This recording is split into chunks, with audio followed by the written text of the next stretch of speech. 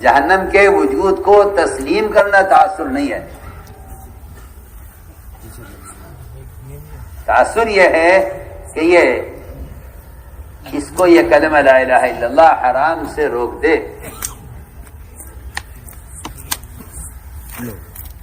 صحابی نے سوال کیا تو آپ نے فرمایا کہ جہنم کا ایندھن لوگ اور پتھر ہیں، اور اس کا ایک پتھر جہنم کے سارے پہاڑوں سے بڑا ہے. اس کا ایک پتھر دنیا کے سارے پہاڑوں سے بڑا ہے. صحابی کے دل میں اس بات کا تاثر پیدا ہوا. اس تاثر نے صحابی کو بے ہوش کر دیا. وہ بے ہوش ہوئے. آپ اسے پر ہاتھ رکھا، ان کے سینے میں حرکت تھی. آپ نے فرمایا اس جوان سے کہ کلمہ لا الہ الا اللہ پڑھ لے. اس نے کلمہ شہادت پڑھا اور آپ کی مجلس میں ہی وفات ہو گئی. فرمایا کہ یہ تو سیدھا جنت میں داخل ہو گیا. صحابہ نے دیکھا کہ ہمارے درمیان بیٹھا بیٹھا سیدھا جنت میں داخل ہو گیا. صحابہ نے عرض کیا رسول اللہ یہ بات صرف اس کے لیے خاص ہے یا ہم لوگوں کے لیے بھی ہو سکتی ہے؟ فرمایا کیوں؟ یہ اعلان تو اللہ کا سارے مسلمانوں کے لیے عام ہے. یہ اعلان تو سارے مسلمانوں کے لیے عام ہے کہ جو اللہ تعالیٰ کے عذاب سے ڈرے گا اور اللہ کے سامنے حاضری کا خوف دل میں رکھے گا، اللہ تعالیٰ نے قرآن میں اس کے لیے جنت کے 2 باغوں کا وعدہ کیا ہوا ہے.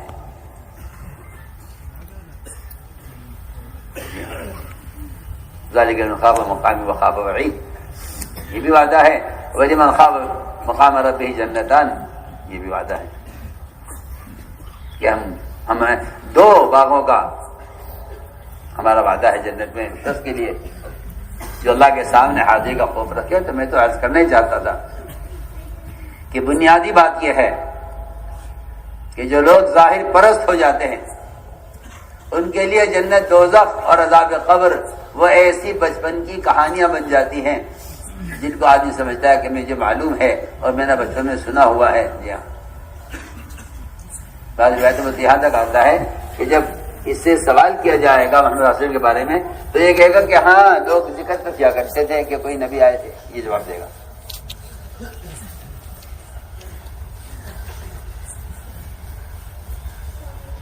تو میں نے عرض کیا میرے محترم دوستو، بزرگوں، عزیزو، سب سے اہم بنیادی چیز یہ ہے کہ ایمان بالغیب کو سوچا جائے کہ ایمان بالغیب ہے کیا. ایمان بالغیب کیا ہے؟ ایمان بالغیب غیب کی بات کو تسلیم کر لینا نہیں ہے. صرف ایمان بالغیب اس غیب کے اعتبار سے قدم اٹھانا ایمان ہے. اس لیے ایمان کو جاننا ایمان نہیں ہے بلکہ قلب کی عملی حرکت ایمان ہے. دل کی عملی حرکت ایمان، دل کی عملی حرکت کو ایمان کہا ہے. دل کی عملی حرکت کو ایمان کہا ہے. آپ ذرا غور کیجئے، علماء نے لکھا ہے ایمان کو جاننا ایمان نہیں ہے کہ ایمان کسے کہتے ہیں معلوم ہو جائے کہ نہیں. اس کو ایمان کا جاننا ایمان نہیں ہے. ایمان کو جاننا ایمان نہیں ہے بلکہ اسلام کو جاننا بھی اسلام نہیں ہے. غیر مسلم میں جا سکتا ہے کہ اسلام کیا ہے. اگر میں اور آپ جانتے ہیں اسلام کیا ہے تو یہ اسلام نہیں ہے، اور اگر میں آپ جانتے کہ ایمان کسے کہتے ہیں تو اس کو ایمان نہیں کہتے. نماز اسی عمل کا نام ہے. قیام ہے، رکوع ہے، سجدہ ہے، قومہ ہے، قاعدہ ہے، جلسہ ہے، آپ اسے نماز کہتے ہیں. قرآن نے نماز کو ایمان کہا ہے. نماز کو نماز نہیں کہا، نماز کو ایمان کہا. کیوں؟ نماز کو ایمان قرآن نے وہاں کہا ہے جہاں اچانک حکم آیا اللہ کی طرف سے کہ قبلہ بدل دیا گیا ہے بیت المقدس سے بیت اللہ کی طرف. صحابہ کرام نے آپ صلی اللہ علیہ وسلم کے ساتھ فوراً رخ بدل دیا اپنا، اور صحابہ کرام بیت المقدس سے آپ صلی اللہ علیہ وسلم کے ساتھ نماز کے ہی درمیان میں، ظہر کی نماز ہو رہی تھی، 2 رکعت ہو گئی تھی، 2 رکعت باقی تھی، اس درمیان صحابہ کرام فوراً گھوم گئے. عورتیں بھی تھی آپ کے پیچھے، بچے بھی تھے آپ کے پیچھے، سب فوراً گھوم گئے اور سب نے حکم فوراً پورا کیا. یہ نہیں کہا کہ ہم سوچیں گے کہ اتنا پرانا قبلہ چلا آ رہا ہے، اس کی عادت ہے، اور ہمارے کچھ آپسی تعلقات ہیں یہود و نصارہ سے، وہ بھی کہیں گے آپ نے اچانک ہمارا قبلہ کیوں چھوڑ دیا. ہاں، یہ نہیں کہ بھائی حکم آیا ہے، ہم غور کریں گے کہ اس پر کب عمل کیا جائے. مسلمان بے شمار سنت محمد صلی اللہ علیہ وسلم کی یہ سوچ کر چھوڑ رہا ہے کہ بھئی ہمارے تعلقات ان سے بھی ہیں، ان سے بھی ہیں، ان سے بھی ہیں، ان سے بھی ہیں. اگر ہم ایسے سنت پر آ جائیں گے تو ہمارے ان کے تعلقات ختم ہو جائیں گے. قرآن یہ کہتا ہے کہ جس شخص کو محمد صلی اللہ علیہ وسلم کے مقابلے میں کسی کے طریقے سے محبت ہے، ایسا شخص اللہ کے رسول کی محبت میں جھوٹا ہے. اور قرآن ان کے بارے میں کہا ہے کہ یہ فاسق ہیں اور یہ اللہ کے عذاب کے آنے کا انتظار کریں. تو قرآن کی صاف بات ہے. اللہ نے سارے جائز رشتے گنوائے قرآن میں. آباؤکم، ابناؤکم، ازواجکم، وعشیرتکم، سارے رشتے گنوائے. تمہاری تجارت، تمہاری زراعت، تمہارے عہدے، تمہارے منصب، تمہارے رشتے، تمہارا باپ، تمہاری ماں، تمہاری بیوی، تمہارے اولاد، تمہارے بھائی، ان سب سے تمہیں اگر یہ ان میں سے کوئی شخص بھی محمد صلی اللہ علیہ وسلم کی چاہت کے خلاف چاہت رکھتا ہے اور تم اس سے اس کی چاہت کو پورا کرتے ہو تو تم فاسق ہو، تم اللہ کے عذاب کے آنے کا انتظار کرو. بس اسی بات. بلکہ حدیث میں تو یہاں تک ہے کہ اگر مسلمان کا چہرہ اور مسلمان کے لباس اور مسلمان کا کھانا پینا اور مسلمان کا اٹھنا بیٹھنا غیر مسلموں کے طریقے پر اور ان کے ساتھ ہے تو ایسے مسلمان کافر کی طرح اللہ کے دشمن ہو جائیں گے. یہ میں آپ کو حدیث سنا رہا ہوں. ایسے مسلمان، جی ہاں، ایسے چھوٹا موٹا دشمن نہیں، اللہ کا سب سے بڑا دشمن کافر ہے. پکی بات ہے. اللہ نے قرآن میں جگہ جگہ فرمایا وہ تمہارے دشمن، تم سے دشمنی رکھو.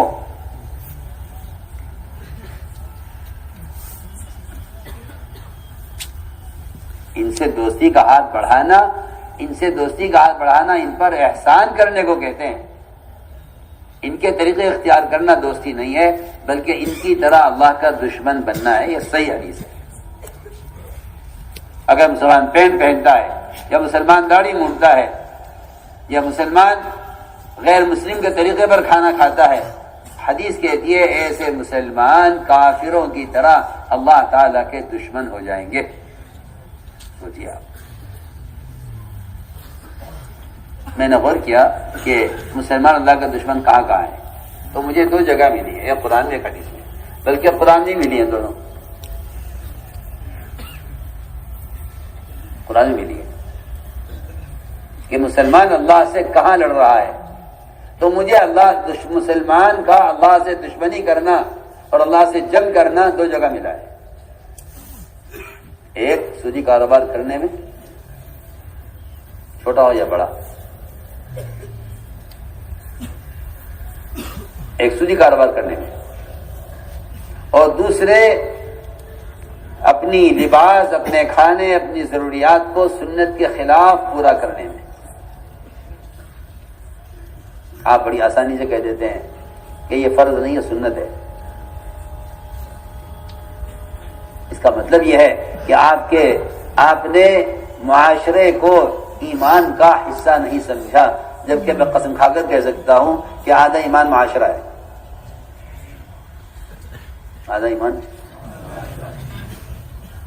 آپ فرائض کے ادا کرنے کو آدھا ایمان سمجھتے ہیں یا آپ فرائض کے ادا کرنے کو پورا ایمان سمجھتے ہیں. میں آپ سے عرض کر رہا ہوں کہ معاشرہ آدھا ایمان ہے، بلکہ حیا معاشرے کا ایسا حصہ ہے کہ اگر یہ کہا جائے کہ سارا کا سارا اب جو ہے ایمانی اصل حیا ہے اور معاشرہ ہے تو کوئی غلط نہیں ہوگا،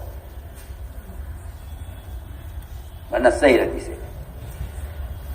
مسلمان کی شکل، اس کا لباس، اس کا کھانا پینا، اس کا اٹھنا بیٹھنا غیر مسلموں کے طریقے پر ہے، ان کے ساتھ ہے، ایسے مسلمان کافر کی طرح اللہ کے دشمن ہو جائیں گے. یہ صحیح حدیث ہے.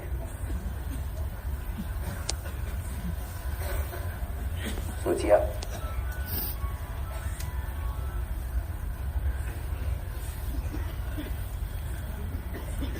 آپ غور کریں.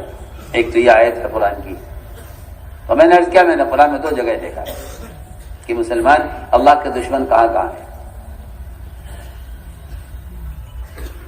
اور یہ نہیں کافر ہو کر دشمن ہو، مسلمان ہوتے ہوئے اللہ کے دشمن.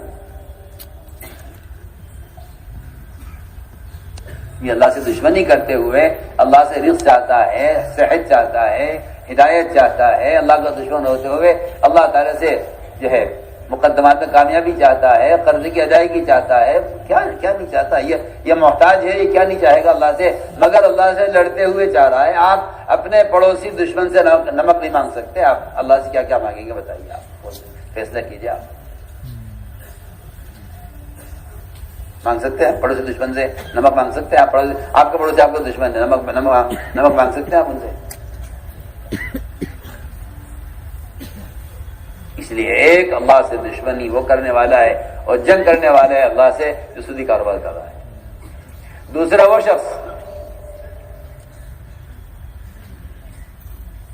وہ شخص کہ جس کی زندگی، اس کا حلیہ اور اس کے معمولات اور اس کی ضروریات محمد صلی اللہ علیہ وسلم کے طریقے کے خلاف چل رہی ہیں، وہ بھی اللہ سے جنگ کرنے والا ہے. بلکہ فرمایا کہ ایسے لوگ تو کسی فتنے کے عذاب کا آنے کا انتظار کریں. یہ تو صحیح، آپ تو سمجھتے ہیں کہ عذاب نماز چھوڑنے سے آئے گا، میں کچھ اور کہہ رہا ہوں.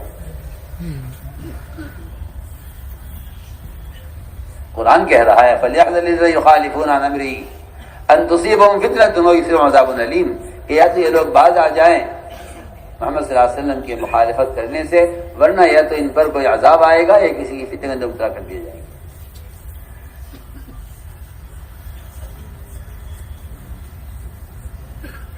تو میرے دوستو عزیزو، میں جو بات اصل کہنا چاہتا ہوں وہ یہ ہے کہ ساری بے دینی جتنی بھی ہے وہ ایمان بالغیب نہ ہونے کی وجہ سے ہے، کیونکہ تاثر ہی نہیں ہے اس کا دل میں اس کا کوئی تاثر نہیں ہے. اس لیے سب سے پہلی چیز جو سکھلائی گئی ہے اس امت کو وہ ایمان بالغیب سکھلایا گیا کہ تم غیب پر ایمان لاؤ، غیب پر ایمان لاؤ. اور غیب پر ایمان لانے کی مثالیں ہیں، کیونکہ اللہ رب العزت نبی کی زبان پر ایسی بات جاری کرتے ہیں کہ جو آدمی کی عقل کے، تجربے کے، سوچ کے، قیاس کے، سب کے خلاف ہوتی ہے، تاکہ ہم یہ دیکھیں کہ کون نبی کی بات کو مانتا ہے، کون نہیں مانتا. اس لیے میں پھر عرض کرتا ہوں کہ احکام ہے ایک طرف، لیکن انسان یہ کہتا ہے کہ میرے تجربے کے اعتبار سے، میرے حالات کے اعتبار سے، میرے ماحول، میری سوسائٹی کے اعتبار سے یہ چیز مشکل ہے، لہذا وہ احکام کا انکار کر دیتا ہے. میں آپ کو ایک بہت اہم بات کہنا چاہتا ہوں سب سے. جس طرح یہ سنتوں کا اور اعمال کا انکار کر دیتا ہے یہ کہہ کر کہ میرے حالات ایسے نہیں ہیں کہ میں اس طرح عمل کر سکوں. میں بالکل آپ سے سچی بات عرض کر رہا ہوں، بالکل اسی طرح آپ صلی اللہ علیہ وسلم کی لائی ہوئی خبروں کا کفار نے بھی اسی طرح انکار کیا ہے. صاف صاف بات ہے.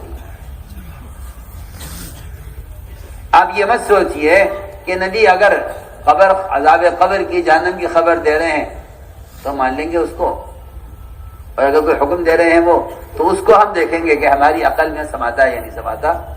میں آپ سے یہی کہنا چاہتا ہوں، مطلب یہی ہے اس کا کہ ہم بعض باتوں کو تو مانتے ہیں، بعض کو نہیں مانتے. فرمایا قرآن نے اولئک هم الکافرون حقا، اصلی کافر یہی ہے، اصلی کافر یہی ہے کہ ہم یہ بات تو مانیں گے، یہ بات نہیں مانیں گے. من البعض ونفر البعض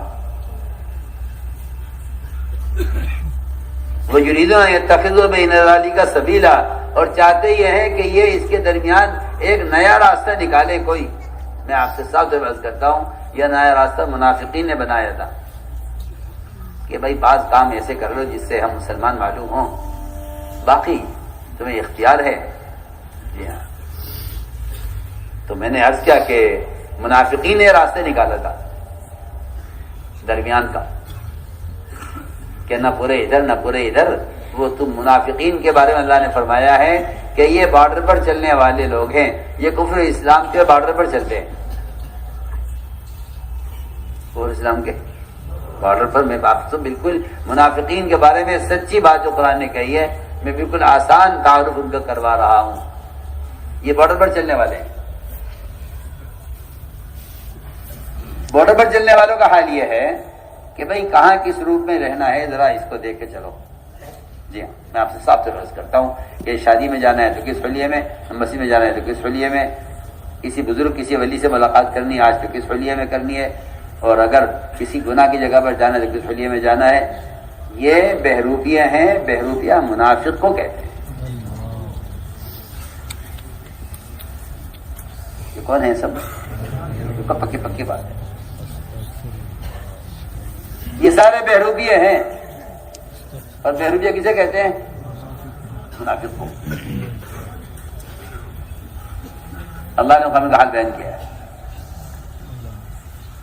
کہ یہ منافقین وہ ہیں جو کفر اسلام کے بارڈر پر چلتے ہیں. اگر انہیں مسلمانوں کے ساتھ رہ کر ان کے یہاں بیٹا پیدا ہو گیا، کیا عجیب بات ہے یہ. اگر مسلمانوں کے ساتھ رہ کر ان کا بیٹا پیدا ہو گیا تو کہتے ہیں مذہب اسلام اچھا مذہب ہے، اور اگر مسلمانوں کے ساتھ رہ کر بیٹی پیدا ہو گئی تو کہتے ہیں اسلام میں کوئی خیر نہیں. سوچیے آپ، جو چیز انسان کی اختیار سے، کیا میں کہتا ہوں نبی کے اختیار سے بھی باہر ہے، لڑکا پیدا کرنا لڑکی پیدا کرنا نبی کے ہاتھ میں بھی نہیں. اللہ جس کو جو چاہے گا وہ دے گا اپنی مرضی سے.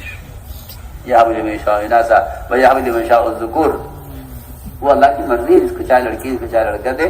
لیکن ان منافقین کے نزدیک اسلام کی خیر اسلام کا شر وہ ایسی چیز پر ہے کہ اگر لڑکی پیدا ہو تو اسلام میں خیر نہیں ہے، لڑکا پیدا ہو تو اسلام میں خیر ہے. اتنی سی بات پر پلٹ جایا کرتے تھے یہ منافقین اسلام سے کفر کی طرف. تو ہم نے عرض کیا کہ جب مسلمان اللہ کے کسی حکم کو اپنی عقل کی بنیاد پر لے گا تو پھر یقینی بات ہے کہ یہ اس کا انکار کیے بغیر نہیں رہے گا. کہ جی آج کل کے معاشرے میں اور آج کل کے کلچر میں یہ چیز سے چلنے والی ہے نہیں، لہٰذا اس کو چھوڑ دو. اگر ایسے گدھے اور ایسے فاسق قسم کے لوگ پیدا ہوں گے تمہارے درمیان جو یہ کہیں گے بھائی اس سنت کو چھوڑ دینا چاہیے کیونکہ اس کا آج کل موقع نہیں ہے. قاضی ابو یوسف کی عدالت میں وزیر کی دعوت کی. قاضی ابو یوسف نے بغداد کی عدالت کے سب سے بڑے قاضی تھے. قاضی ابو یوسف وزیر سے تعلق تھا. اسے بلایا وزیر کو کھانے کے لیے. وزیر آیا. وزیر نے پوچھا قاضی ابو یوسف سے کہ آپ نے کھانے میں کیا تیار کرایا ہے میرے لیے، دعوت ہے. بے تکلفی سے پوچھ لیا. تو قاضی ابو یوسف نے حدیث پڑھی کان رسول اللہ صلی اللہ علیہ وسلم یحب الدباء کہ آپ صلی اللہ علیہ وسلم لوکی پسند کرتے تھے، میں نے آپ کی لوکی بنوائی ہے. اس نے کہا مجھے تو لوکی پسند نہیں ہے. اتنی سی بات لوکی پسند نہیں ہے. لوکی کھانا نہ فرض ہے نہ واجب ہے، آپ صلی اللہ علیہ وسلم کو پسند ہے، اور وہ بھی آپ صلی اللہ علیہ وسلم کی عبادات میں سے نہیں وہ عمل. آپ غور کیجئے میری بات پر. لوکی کھانا آپ صلی اللہ علیہ وسلم کی عبادات کا عمل نہیں ہے، وہ آپ کی ایک خواہش اور ایک بدنی چاہت جسے ایک انسان میں ہونی چاہیے. سنیے آپ. اس نے کہا جی مجھے لوکی پسند نہیں ہے. قاضی صاحب نے تلوار نکال لی قتل کرنے کے لیے. اس کا آدمی مرتد ہو گیا ہے، اس کو قتل کر دیا جائے کیونکہ یہ کہتا ہے مجھے لوکی پسند نہیں ہے. پورے بغداد میں کوہرام مچ گیا کہ وزیر کے قتل کا فیصلہ کیا ہے قاضی نے اور عدالت نے. اور جو آدمی بھی سنتا تھا کہ کیا وجہ ہوئی کہ انہوں نے لوکی کو ناپسند کہا ہے، وہ بچے بھی کہتا ہے کہ قتل کر دو، یہ کہ یہ آدمی رہنے قابل ہے، اللہ کے نبی کی سنت کو کہتا ہے مجھے پسند نہیں ہے، اس کو قتل کر دیا جائے۔ سوچیے آپ، ایک زمانہ اس امت پر ایسا گزرا ہے جب اس امت کو سنت سے بچے کو ایسی محبت تھی۔ آج وہ زمانہ ہے کہ مسلمان کا نام پوچھنا پڑتا ہے کہ آپ کے کیا نام ہے، نام سے پتہ چلے گا کہ یہ عبداللہ ہے، دھرم پال ہے، اور نام سے پتہ چلے گا، شکل سے پتہ نہیں چلتا کہ سلام کیا جانا کیا ہے۔ آپ سوچیے کہاں امت کہاں سے گرتے گرتے کہاں پہنچی ہے۔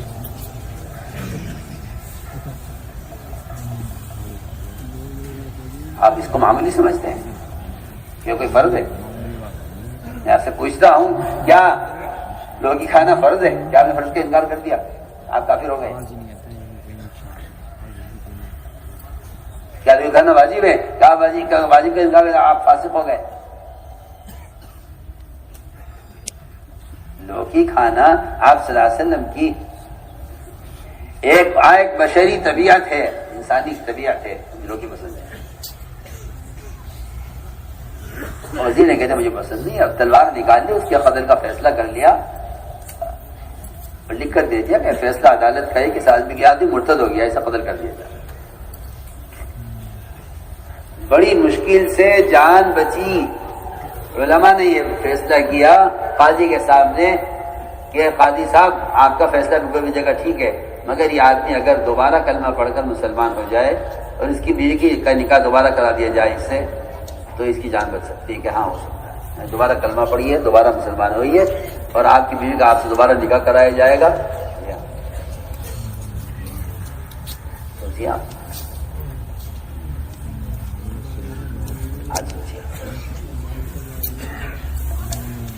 تو ہم جو کچھ کہہ رہے ہیں کچھ سمجھ کر عرض کر رہے ہیں کہ اس سب کا تعلق ایمان بالغیب سے ہے، ورنہ جو آدمی نبی کی لائی خبر کو عقل سے سوچے گا، وہ جس طرح آج مسلمان احکام کا انکار کر رہا ہے، اس زمانے میں کفار نے خبروں کا انکار کیا، اس لیے کہ نبی کی زبان پر تو دونوں باتیں برابر ہیں،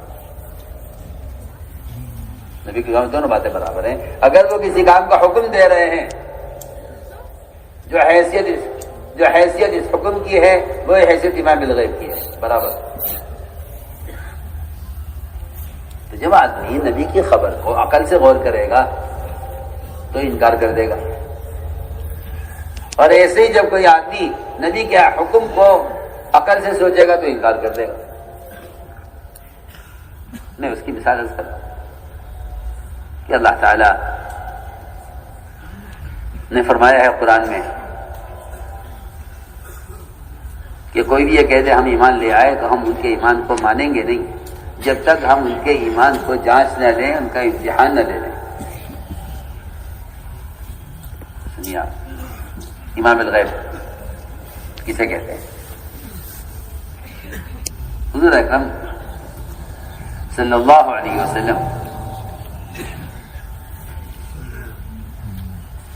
آپ کا سفر معراج ہوا،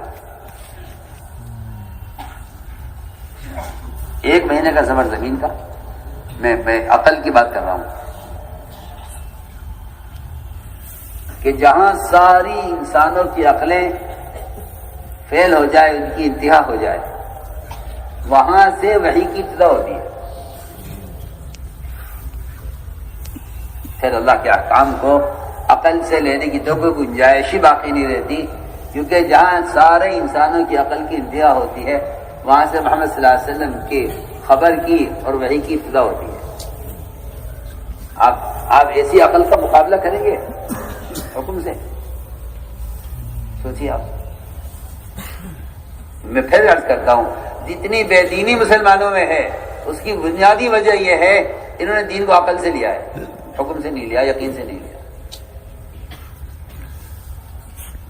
چنانچہ آپ صلی اللہ علیہ وسلم کا سفر معراج ہوا، 1 مہینے کا سفر زمین کا، 1 مہینے کا سفر زمینی، اور لامحدود سفر آسمانوں کا۔ 50,000 سال کی مسافت تو جبرائیل کی آخری جو حد ہے وہاں کی ہے، 50,000 سال کی مسافت جبرائیل وہاں سے آتے ہیں 50,000 کی مسافت سے، اس سے آگے کہاں تک ہے آگے کا سفر وہ اللہ ہی جانتا ہے، کوئی نہیں جانتا۔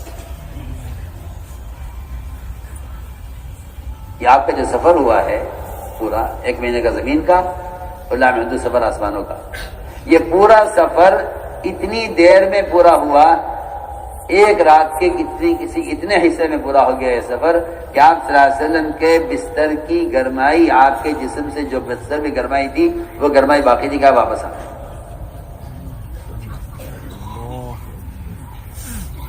سنیے ساری دنیا کے سائنسداں، ساری دنیا کے سیاستداں، ساری دنیا کے ڈاکٹر انجینئر، یہ جتنے چاہے اپنا سر پھوڑ لے، خدا کی قسم یہ ایک سنت کو بھی نہیں سمجھ سکتے اپنی عقل سے۔ ان کی عقلیں ہیں کیا؟ ان کی عقلیں ہیں کہا؟ جب روایت کے اندر آتا ہے کہ ساری دنیا کے علماء، فقہاء، محدثین، مہندسین اور ساری دنیا کے انجینئر اور ڈاکٹر اور ساری دنیا کی سیاستداں اور سائنسداں، ان سب پر اللہ نے عقل کا 100واں حصہ تقسیم کیا ہے۔ یہ سب کے سب مقسوم العقل نہیں ہے، معدوم العقل ہے، اور 99 حصے عقل کے سنہ محمد صلی اللہ علیہ وسلم کو دیے گئے۔ سارے نبیوں کی امامت کرنے کا مطلب ہی یہی ہے، یؤمکم عالمکم، کہ تمہاری امامت تمہارا سے سب زیادہ جاننے والا امامت کرے گا۔ آپ اندازہ کر لیجئے، جس کو عقل کے 99 حصے دیے گئے ہوں، ان کے مقتدی وہ کیوں نہیں ہوں گے جن کی حصے میں تقسیم ہو کر 100واں حصہ تقسیم ہوا ہے سب پر۔ آپ ذرا غور کیجیے۔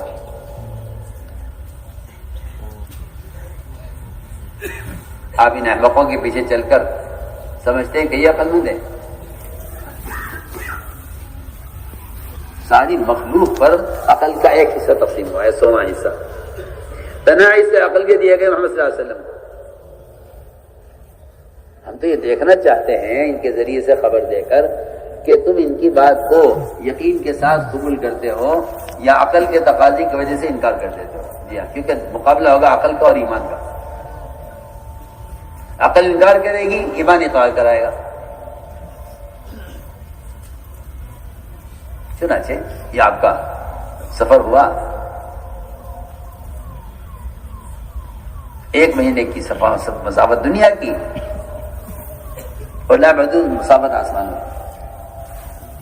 تفصیلی سفر ہوا، جنت، دوزخ، سارا اعمال کی جزا، گناہوں کی سزا، وہ سب کچھ سارے نبیوں کی جنتیں دیکھی، سب سے ملاقات ہوئی، سب جگہ ہوتے ہوئے آپ اتنی دیر میں واپس آ گئے کہ اسی رات میں واپسی ہو گئی اور آپ کے بستر کی گرمائی باقی تھی۔ تو یہ بات نہیں ہے کہ میاں یقین کی باتیں یقین والوں سے کی جائیں، عوام بیچارے کہاں سمجھیں گے ان باتوں کو۔ جی ہاں، اچھی بات ہے کہ ابوبکر صدیق رضی اللہ تعالیٰ عنہ کو تو اس بات کا علم بعد میں ہوا، ابو جہل کو پہلے ہوا، جھٹلانے والے کو پہلے۔ سوچیے آپ، نبی کو اپنی بات کے کہنے میں کسی سے بھی کوئی حجاب نہیں ہے نا کہ بھئی یہ تو جھٹلائیں گے، ان سے کیا کہنا، تو یقین کرنے والوں سے کہو کہ نہیں۔ یہاں تو سب کے لیے دعوت ہے، جو یقین کرے گا وہی ایمان والا ہو جائے۔ ابو جہل کو آپ نے پہلے بتایا، لوگ دوڑے ہوئے گئے، صدیق کے بعد جا کر کہا کہ دیکھو تمہارا ساتھی کیا کہہ رہا ہے، یہ تو بالکل عقل سے بہت بالا تر چیز ہے، یہ تو ممکن ہی نہیں ہے کہ آدمی 1 مہینے کا سفر زمین کا کر کے آوے اور اسی رات میں واپس آ جاوے، اور آسمانوں کا سفر اس کے علاوہ۔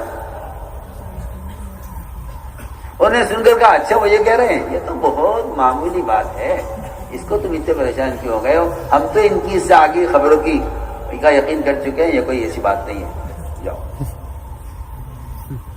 کیونکہ یقین والوں کے لیے جنت اتنی قریب ہوتی ہے، اگر ایک صحابی کو جنت احد کے پہاڑ سے اس کی خوشبو آ رہی ہے تو پھر نبی تو نبی ہیں۔ آپ سوچیے آپ کہاں سو رہے ہیں؟ آپ کا ایک صحابی ایسا ہے کہ اس کو احد پہاڑ سے جنت کی خوشبو آ رہی ہے۔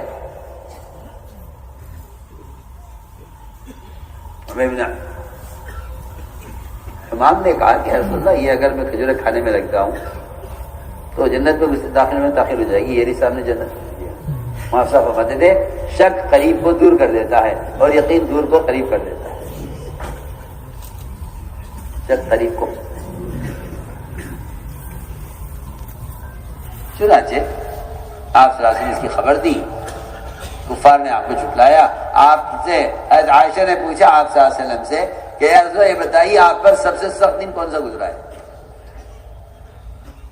سخت دن لوگ سمجھتے ہیں کہ سب سے سخت دن طائف کا ہے، اور وہی روایتی ملتا بھی ہے کہ حضرت عائشہ رضی اللہ تعالیٰ نے آپ سے پوچھا کہ کون سا سخت دن گزرا کہ طائف کا، بلکہ میں سمجھتا ہوں کہ طائف میں تو جسمانی اذیت تھی، آپ کو زخمی کیا گیا، اور یہاں آپ صلی اللہ علیہ وسلم کو جھٹلایا جا رہا ہے کہ کوئی معراج کا سفر نہیں ہوا، یہ جھوٹ بول رہے ہیں نعوذ باللہ۔ تو انہوں نے آپ صلی اللہ علیہ وسلم کو جھٹلانے کے لیے آپ کو گھیر لیا حتیم میں، اور کفار نے آپ سے کہا بتائیے بیت المقدس کے دروازے کتنے ہیں، کھڑکیاں کتنی ہیں، دروازے کتنے ہیں، اور اس کی دیواریں کتنی ہیں، اس کے ستون کتنے ہیں، تو بتائیے آپ اگر وہاں گئے ہیں تو بتائیے۔ آپ صلی اللہ علیہ وسلم کے سامنے اللہ تعالیٰ نے بیت المقدس کو قریب کر کے آپ کے سامنے کر دیا، اور آپ دیکھتے جاتے تھے بتاتے جاتے تھے، دیکھتے جاتے تھے بتاتے جاتے تھے۔ بعض کفار تو خاموش ہو گئے، اور بعض نے کہا کہ یہ تو سحر ہے، جادو ہے، جادو سے بتا رہے ہیں۔ امتحان یہ تھا کہ غیب پر کتنا ایمان ہے، کہ یہ تو سحر ہے۔ چنانچہ میں عرض کر رہا تھا کہ ابو سفیان ایمان العز تک انہیں خیال یہ آیا کہ اگر اس بات کو میں اس وقت پہنچا دوں ملکوں میں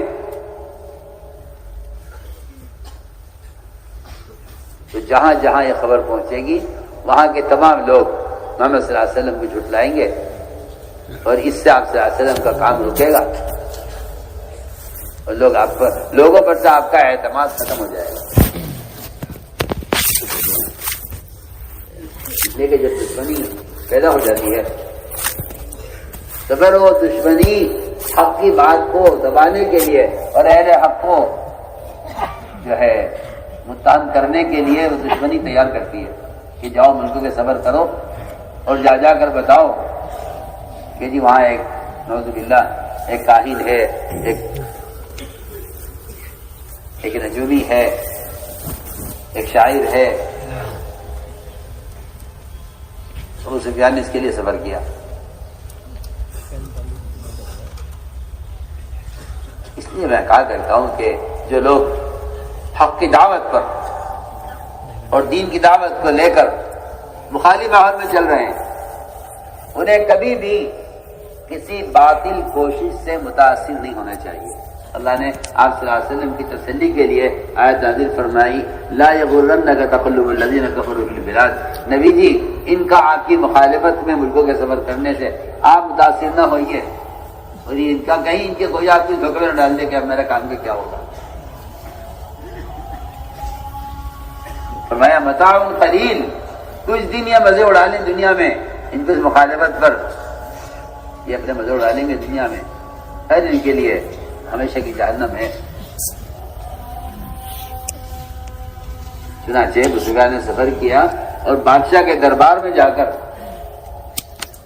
سارے وزراء کو، سارے عوام کو وہاں جمع کیا، اور یہ کہا میں ایک ایسی خبر لے کر آیا ہوں کہ اگر تم اس کو سن لو تو تمہیں پتہ چل جائے گا نعوذ باللہ محمد صلی اللہ علیہ وسلم کتنے جھوٹے ہیں۔ انہوں نے اس کے جا کر دربار میں سب کو جمع کیا، اور وہاں ابو سفیان نے کھڑے ہو کر سارا قصہ بیان کیا۔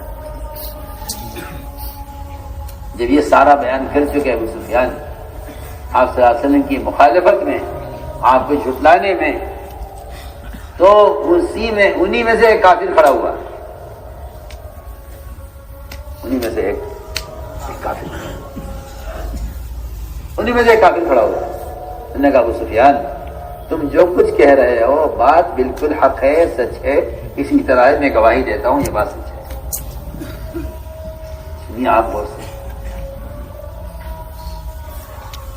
ابو سفیان نے کہا وہ یہ نعوذ باللہ جھوٹ بولتے ہیں کہ وہ ایک مہینے کا سفر زمینی کر کے اسی رات میں یہاں بھی آگے واپس بھی چلے گئے، آسمانوں بھی ہوئی ہے۔ تو اس کافر نے یہ کہا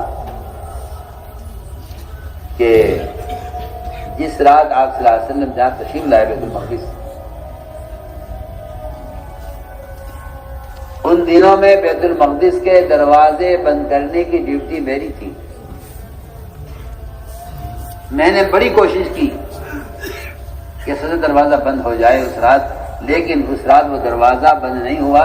میں بڑائی کو لایا کہ وہ آخر اس کو ٹھوک پیٹ کر دیکھے، توڑ کر دیکھے کہاں اٹک رہا ہے، کیوں نہیں بند ہوتا. اس نے پوری کوشش کر لی، دروازہ اپنی جگہ سے ہلا نہیں. میں دروازہ رات کو کھلا چھوڑ کر چلا گیا کہ کوئی غیبی مسئلہ ہے جو یہ بند نہیں ہو رہا ہے. میں چھوڑ کر چلا گیا. میں صبح آیا تو دروازہ بالکل ہلکا تھا اور دروازے کے باہر کسی سواری کے باندھنے کے آثار تھے. میں گیا اپنے پادری کے پاس، میں نے اس سے کہا کہ بھائی بتا تو صحیح قصہ کیا ہے. اس نے اپنی کتاب کھول کے مجھے دکھلایا کہ یہی تاریخ ہے جس تاریخ محمد صلی اللہ علیہ وسلم یہاں تشریف لائیں گے، نماز پڑھائیں گے. لہٰذا ابو سفیان تم جو کہہ رہے ہو سچ کہہ رہے ہو، اس کو جھٹلاؤ مت اس بات. واقعی میں سوچتا ہوں کبھی کبھی کہ آج مسلمان جس دین کو جھٹلا رہا ہے اس دین کی تصدیق اللہ کافروں سے کرا چکے ہیں. سوچیے تو صحیح آپ.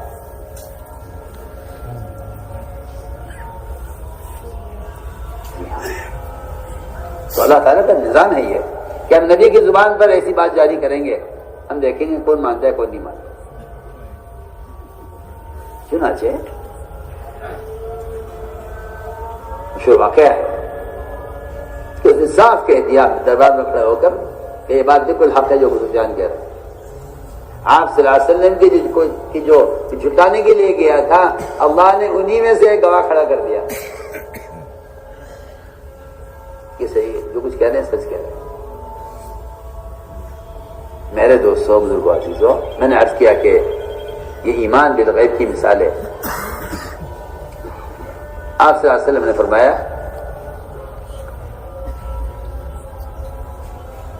کہ جہنم میں ایک درخت ہے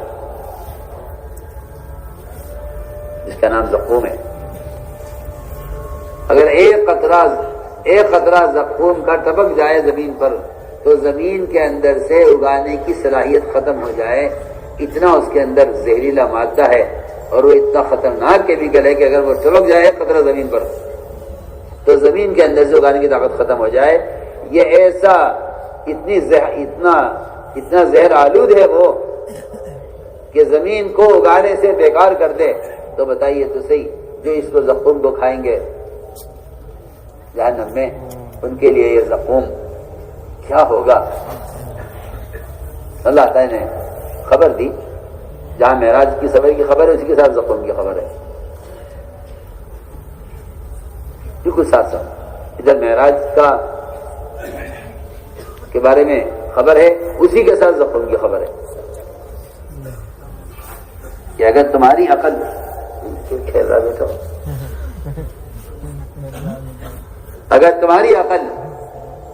اگر تمہاری عقل یہ کہتی ہے کہ اتنا لمبا سفر کعبہ نہیں ہو سکتا، تو تمہاری عقل اس کا بھی انکار کر دے گی کہ جب جہنم کی آگ اتنی سخت ہے تو اس میں درخت کیوں ہے.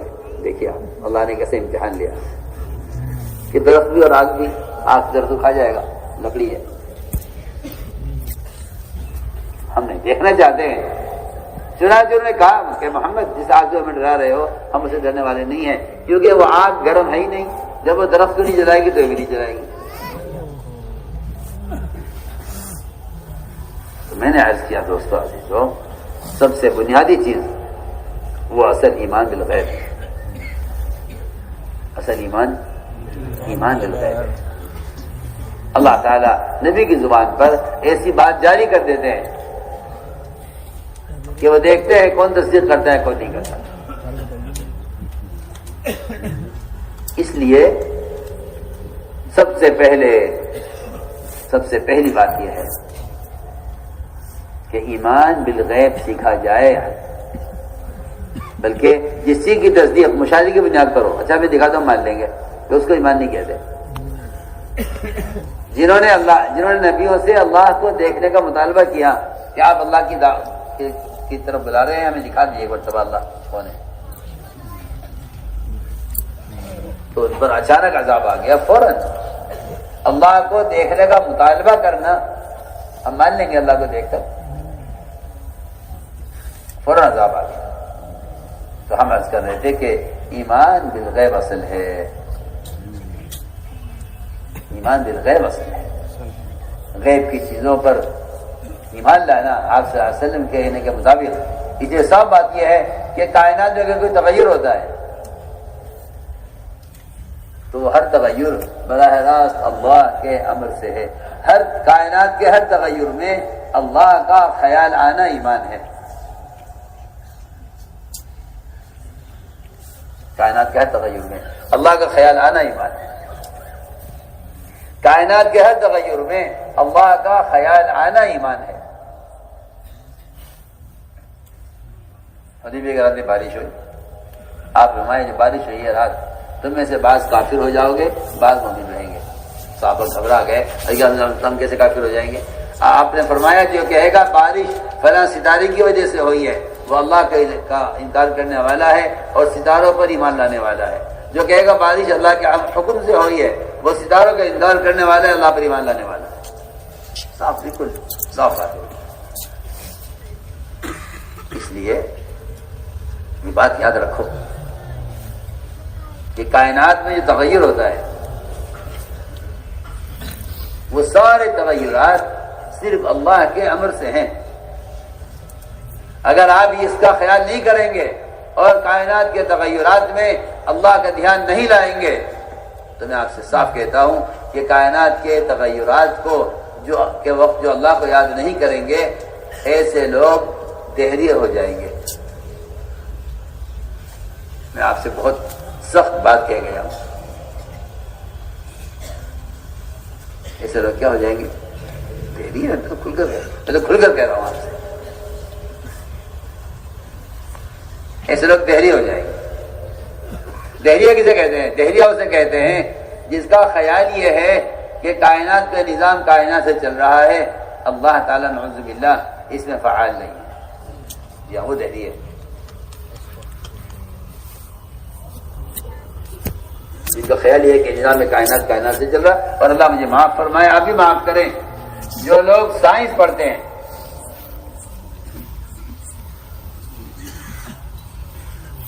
جو لوگ سائنس پڑھتے ہیں، اگر یہ روزانہ اپنی تمام ریسرچ اور اپنے تمام مشاہدات، اپنے تمام تجربات میں اگر روزانہ اللہ کی توحید کی دعوت نہ دیں اور اللہ تعالیٰ کے فعال ہونے کی دعوت نہ دیں، اور روزانہ یہ اپنا معمول بنا کر ان سارے تغیرات کو جو دیکھ رہے ہیں اپنی آنکھوں سے اندر گھس کر یہ چاند تک پہنچ کر، اگر یہ اس کا انکار کر کے اس سب کو اللہ کی طرف منسوب نہیں کرتے تو پھر میں کہتا ہوں کہ یہ اللہ توحید بیان نہیں کریں گے تو دیری ہو جاتی ہے۔ کیا ہو جائیں گے؟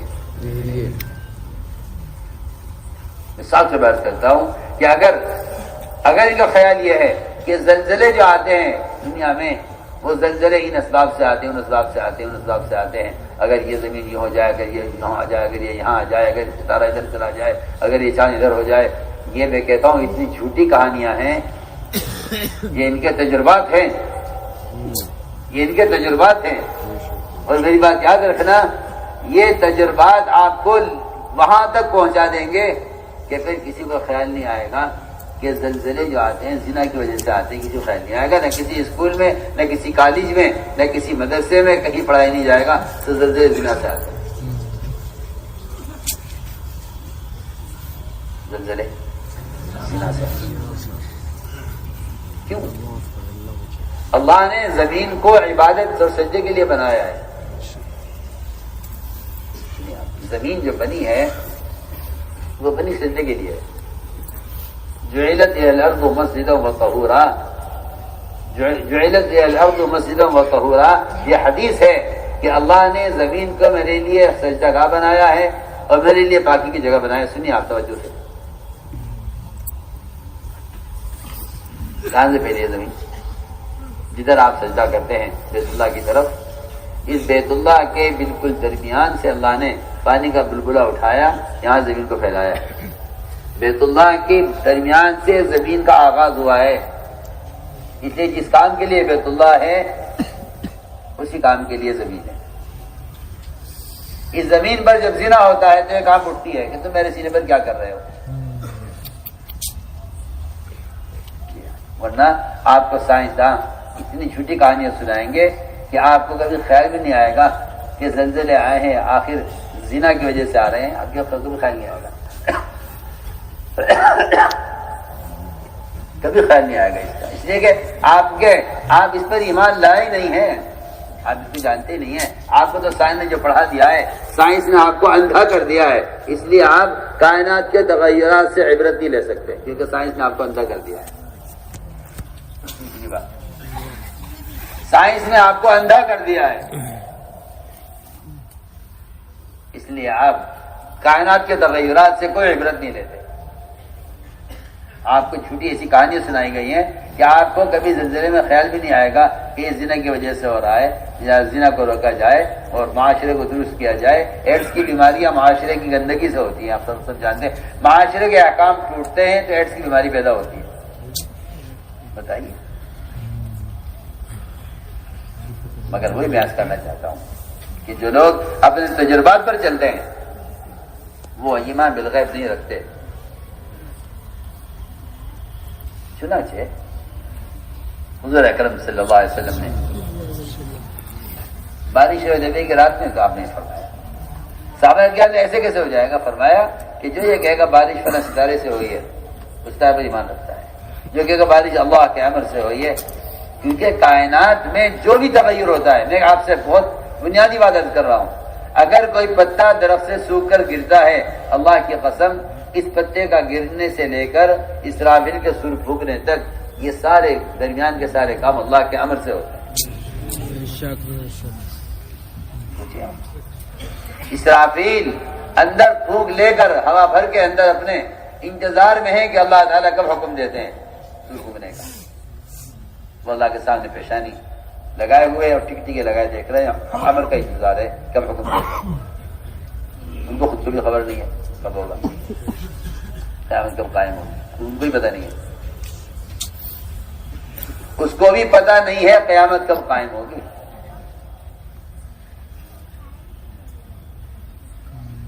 اور ادھر یہ جب آپ دیکھیں گے بعض مرتبہ درخت پتجھڑ کے زمانے میں پتوں سے خالی ہو جاتا ہے، نیچے کی جڑ تک پتے جو ہے جھڑ جاتے ہیں اور اوپر چوٹی پر ایک پتہ لٹکا ہوا ہوتا ہے۔ آپ کہتے ہیں کہ ہاں یہ پتا بھی سوکھا نہیں ہے، کیسے بے وقوف ہیں، جہاں پانی کا اثر ہے وہاں کے پتے تو جھڑ گئے ہیں جڑ میں، اور جو اوپر آخری ٹہنی پر ہے جہاں پانی کا اثر نہیں پہنچ رہا ہے، جی ہاں، اور وہ پتہ لٹکا ہوا ہے، حالانکہ ہوا کے جھونکے اوپر زیادہ ہیں۔ سوچیے آپ، دیکھیے آپ دیکھیے گا درختوں پر، ایمان یہ کہتا ہے کہ یہ پتا گرنے میں اللہ کے امر کا منتظر ہے، پتا گرنے میں امر کا منتظر۔ سوچو تو صحیح، اگر یہ یقین ہے مومن کا کہ یہ پتا گرنے میں اللہ کے امر کا منتظر ہے، تو پھر اس دنیا میں جتنے تغیرات حالات آتے رہے، حکام بدلتے رہے، یہ کہے گا کچھ نہیں، اللہ کے امر سے ہوا ہے، اور یہ اللہ کا امر سے جو ہوا ہے اگر یہ میرے فائدے کا ہو رہا ہے تو اللہ تعالی میرے اعمال کا مجھے بدلہ دے رہے ہیں، اور اگر یہ حالات میرے لیے نقصان کے اور میری ناگواری کے ہیں تو یہ میرے اعمال کا اثر ہے، میری بدعملی کا اثر ہے۔ لیکن اس میں کوئی شک نہیں ہے کہ کائنات میں جو تغیر ہوتا ہے اس کائنات کے تغیر کا تعلق کائنات کی شکل سے نہیں ہے، اس کا تعلق براہ راست مومن کے عمل سے ہے، اس کا تعلق براہ راست مومن کے عمل سے ہے۔ جیسے اس کا عمل ہوگا ایسے آسمان سے فیصلے آئیں گے، جیسے اعمال چڑھیں گے آسمان کی طرف ایسے فیصلے آئیں گے اللہ کی طرف سے۔ اس لیے فرمایا کہ ہم ایمان بالغیب کو جانچنے کے لیے ایسی خبریں دیں گے کہ جو خبریں ظاہر کے خلاف ہوں، جو خبر ظاہر کے خلاف ہوگی ہم ایسی خبریں دیں گے۔ تو فرمایا کہ ہاں نبی کی بات کا یقین اور ان کی بات پر ایمان لے آؤ، ان کی بات کو تسلیم کر لو ظاہر کے خلاف۔ تو میں نے عرض کیا کہ ادھر تو نبی خبر دیتے ہیں غیب کی، ادھر احکام بھی دیتے ہیں، احکام جو آتے ہیں اللہ تعالیٰ کی طرف سے، احکام جو آتے ہیں اللہ تعالیٰ کی طرف سے، وہ احکام بھی انسان کی عقل، انسان کی طبیعت کے خلاف آتے ہیں۔ آپ دیکھیے، بھوک کا تقاضا رکھا، روزہ فرض کر دیا، نیند کا تقاضا رکھا، نماز فرض کر دی، مال کا تقاضا رکھا، زکات فرض کر دی، شہرت کا تقاضا رکھا، زنا حرام کر دیا، مال کی محبت رکھی، چوری حرام کر دی۔ سارے احکام جتنے بھی ہیں انسان کی اپنی جو ہے طبیعت کے خلاف ہے۔ فرائض بھی انسان کے فطری تقاضوں کے خلاف ہے، وہ فطری تقاضا ہے روزہ فرض۔ ہم یہ دیکھنا چاہتے ہیں کہ تم اپنی چاہت کو ہماری چاہت پر کتنا قربان کرتے ہو۔ اس لیے جنت کو مکاری سے گھیرا گیا ہے، ناگواریوں سے، اور جہنم کو گھیرا گیا ہے خواہشات نفسانی سے۔ آدمی خواہشات پوری کرتا رہے اور جہنم کی طرف بڑھتا رہے، اور آدمی ناگواریاں برداشت کر کے اللہ تعالیٰ کے احکام کو پورا کرتا رہے اور جنت کی طرف بڑھتا رہے۔ دونوں کے لیے راستے بنا دیے گئے ہیں، خواہشات پوری کرتے رہو، جہنم کی طرف بڑھتے رہو، اور احکام پورے کرتے رہو طبیعت کے خلاف اور جنت کی طرف بڑھتے رہو۔ اس لیے میرے دوستو عزیزو، ہم نے اس لیے عرض کیا ہے کہ اصل بنیادی بات یہ ہے کہ اس طرح آدمی ظاہر پرست ہو کر وہ غیبی نظام کا انکار کر دیتا ہے، اسی طرح ظاہر پرست ہو کر انسان احکام کا انکار کر دیتا ہے کہ جی ان حالات میں ہم یہ نہیں کر سکتے، کیونکہ ایمان بالغیب ہو تو پھر آدمی کے لیے کائنات کا نظام انتہائی بے حیثیت اور کمزور ہو جاتا ہے اس کی نظر میں۔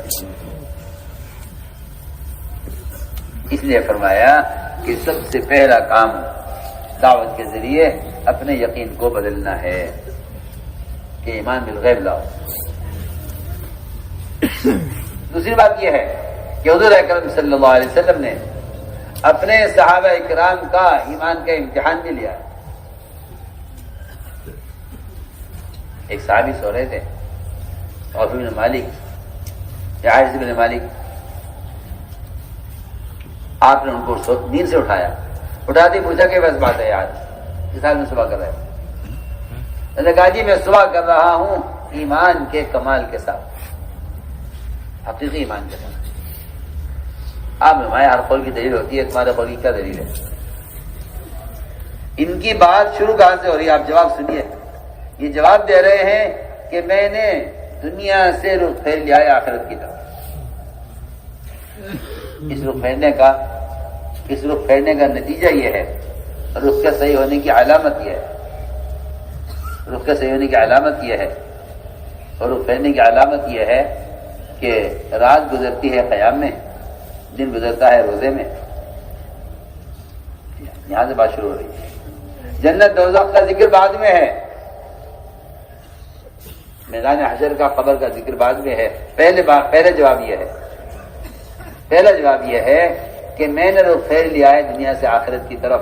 اس سے میرا معمول یہ ہے کہ رات گزرتی ہے قیام میں اور دن گزرتا ہے روزے میں، اور میں جہنمیوں کا حال دیکھ رہا ہوں اسی کی طرف روکتے ہوئے، اور جنتیوں کو دیکھ رہا ہوں اسی کی زیارتیں کرتے ہوئے۔ اس کا ذکر بعد میں ہے۔ پہلے ذکر یہ ہے کہ اس رخ کے پھیرنے کا نتیجہ کیا ہے، کہ رات قیام میں گزرتی ہے اور دن روزے میں گزرتا ہے۔ سوال ہو رہا ہے ایمان کے بارے میں، جواب مل رہا ہے اعمال کے بارے میں۔ آپ غور تو کریں ابھی کیا کہہ رہا ہوں۔ آپ فرما رہے تمہارے ایمان کی حقیقت کیا ہے؟ وہ کہہ رہے جی قیام میں رات گزرتی ہے، تہجد میں، یہ میرا ایمان ہے۔ اسی لیے آپ غور کریں گے کہ عبداللہ بن رواحہ رضی اللہ عنہ یہ فرما رہے ہیں کہ مشرک اور مومن کے درمیان فرق یہ ہے، سنیے، مشرک اور مومن کے درمیان فرق یہ ہے، یبیت یجافی جنبہ عن فراشہ اذا استثقلت بالمشرک المضاجع، کہ مومن اور مشرک میں فرق یہ ہے کہ مومن کا بستر تو اس کے پہلو سے خالی رہتا ہے، دور رہتا ہے رات کے قیام اور تہجد میں، اور مشرک وہ رات کو پڑھ کر سوتا ہے فجر تک، اس کا بستر بوجھل رہتا ہے مشرک کے جسم سے۔ فرق دیکھیے آپ، ادھر وہ فرق بتا رہے ہیں، اپنے ایمان کا کمال کہ میں رات کو قیام اور تہجد پڑھتا ہوں. ادھر ابو درداء کی ادھر عبداللہ بن رواحہ کہہ رہے ہیں, ادھر عبداللہ بن رواحہ کہہ رہے ہیں کہ مشرک مومن کے درمیان فرق یہ ہے کہ مشرک رات کو پڑھ کر سوئے گا صبح تک, اور مومن کہ اس کے پہلو تو روٹھے رہیں گے ان کے بستروں سے. جی ہاں, تو ہم نے عرض کیا کہ آپ صلی اللہ علیہ وسلم صحابہ کا ایمان ٹٹولتے بھی تھے, پوچھتے بھی تھے. تو میں نے عرض کیا کہ جب انسان تجربے سے چلتا ہے تو تجربہ انسان کا یہ انسان سے ایمان کے خلاف زبان سے بات کہلوا دیتا ہے. تجربہ اونٹوں میں خارج پھیل گئی, اونٹوں میں خارج پھیل گئی. آپ صلی اللہ علیہ وسلم نے پوچھا صحابی سے اونٹوں میں خارج کیسے پھیلی؟ انہوں نے کہہ دیا کہ جی ایک اونٹ کو ہوئی سب کو ہو گئی. فرمایا اگر ایک اونٹ سے سب کو ہوئی ہے, پہلے اونٹ کو کہاں سے ہوگی؟ یہ سوال ہے, جواب تمہارا کہنا یہ خارج اونٹوں سے اونٹوں میں پھیلی ہے. ہمارا سوال یہ ہے اگر اونٹ سے اونٹ میں خارج ہوئی ہے تو پہلے اونٹ کو کہاں سے ہوئی ہے؟ اس کا جواب یہی ہے کہ ہر اونٹ کو جو خارج ہوئی ہے اللہ کے امر سے ہوئی ہے, اللہ کے حکم سے ہوئی ہے.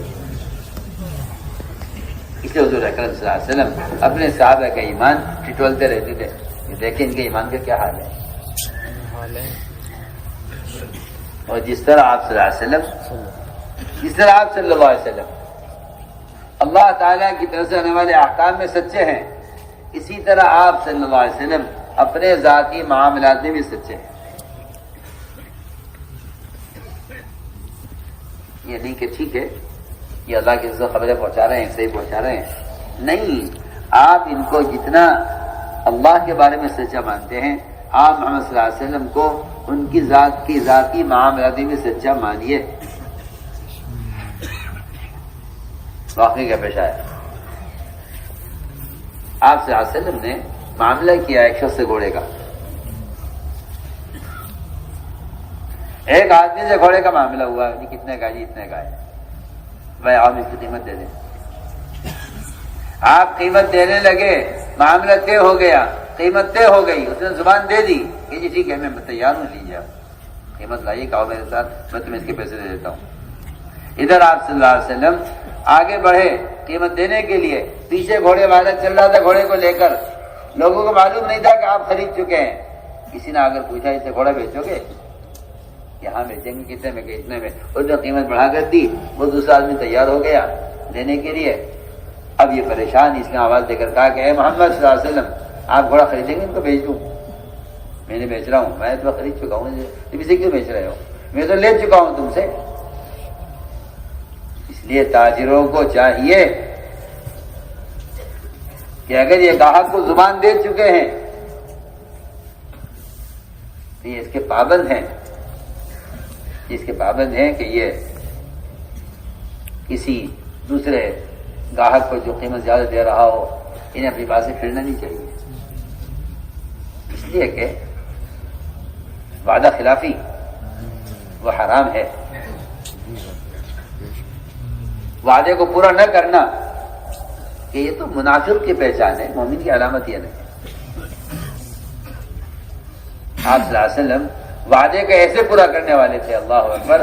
اگر آپ صلی اللہ علیہ وسلم کسی مشرک سے وعدہ کر لیں تو آپ اس مشرک کے وعدے کو بھی پورا کیا کرتے تھے.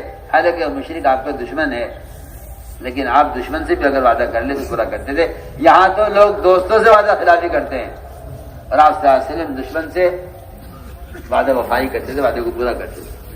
میں درمیان میں عرض کر دوں آپ صلی اللہ علیہ وسلم کے وعدہ پورا کرنے کا ایک واقعہ عرض کرتا ہوں. آپ صلی اللہ علیہ وسلم کے وعدہ پورا کرنے کا واقعہ عرض کرتا ہوں. بدر کی جنگ جو واقعی کفر کی کمر توڑ جنگ ہے, کفر کی کمر توڑ جنگ ہے. اس کے بعد اسلام کے دشمن اور اسلام میں رکاوٹ بننے والے مایوس ہو گئے تھے کہ اب ہم کچھ نہیں کر سکتے, طاقت ٹوٹ گئی. تو انہوں نے آپ صلی اللہ علیہ وسلم نے بدر کے موقع پر ان سے مقابلے کے لیے اپنے صحابہ کو تیار کیا، وہ آئے مقابلے پر، اس لیے کہ اصل حقیقت یہ ہے کہ اسلام کوئی زبردستی کا مذہب نہیں ہے. اسلام تو سلامتی کا پیغام ہے کہ بھائی ہمارے پاس ایک سلامتی کی چیز ہے، اگر آپ لینا چاہیں. بہت سے ڈاکٹر دوائیں بیچتے ہیں، بہت سے لوگ تاجر کپڑا بیچتے ہیں، وہ گاہک سے کہتے ہیں کہ جی دیکھو اس کا یہ فائدہ ہے، اس میں یہ نفع ہے، اس کا یہ فائدہ ہے، اس کا یہ فائدہ ہے، اس کا یہ فائدہ ہے. لیکن وہ کسی کو مار مار کر دوا دیں، کسی کو مار مار کر کپڑا بیچیں، ایسا تو تاجر میرے خیال سے کوئی ہوگا نہیں دنیا میں، ہوگا نہیں سب. وہ کہتے ہیں آپ دیکھ لیں، آپ لینا چاہیں تو لے. میں کہتا ہوں شاید یہ زیادہ زبردستی کرتا ہو، مگر نبی بہت نرمی سے، فرعون نے جس نے نبوت جس نے دعویٰ کیا ہے رب ہونے کا، جس نے رب ہونے کا دعویٰ کیا ہے، اس سے بھی کہا گیا موسیٰ علیہ السلام سے جا کر نرم بات کرنا. اور نے اتنی نرم بات کی کہ حل کا اعلان تزکا، کیا آپ پاک ہونا چاہتے ہیں؟ یعنی کہ سب لے آؤ، آپ پاک ہونا چاہتے ہیں. بہت نرم دعوت، بہت نرم دعوت. میں عرض کروں گا آگے کہ اسلام زبردستی کا مذہب نہیں ہے. اسلام تو بادشاہ مذہب ہے، اسلام تو خود بادشاہ مذہب ہے.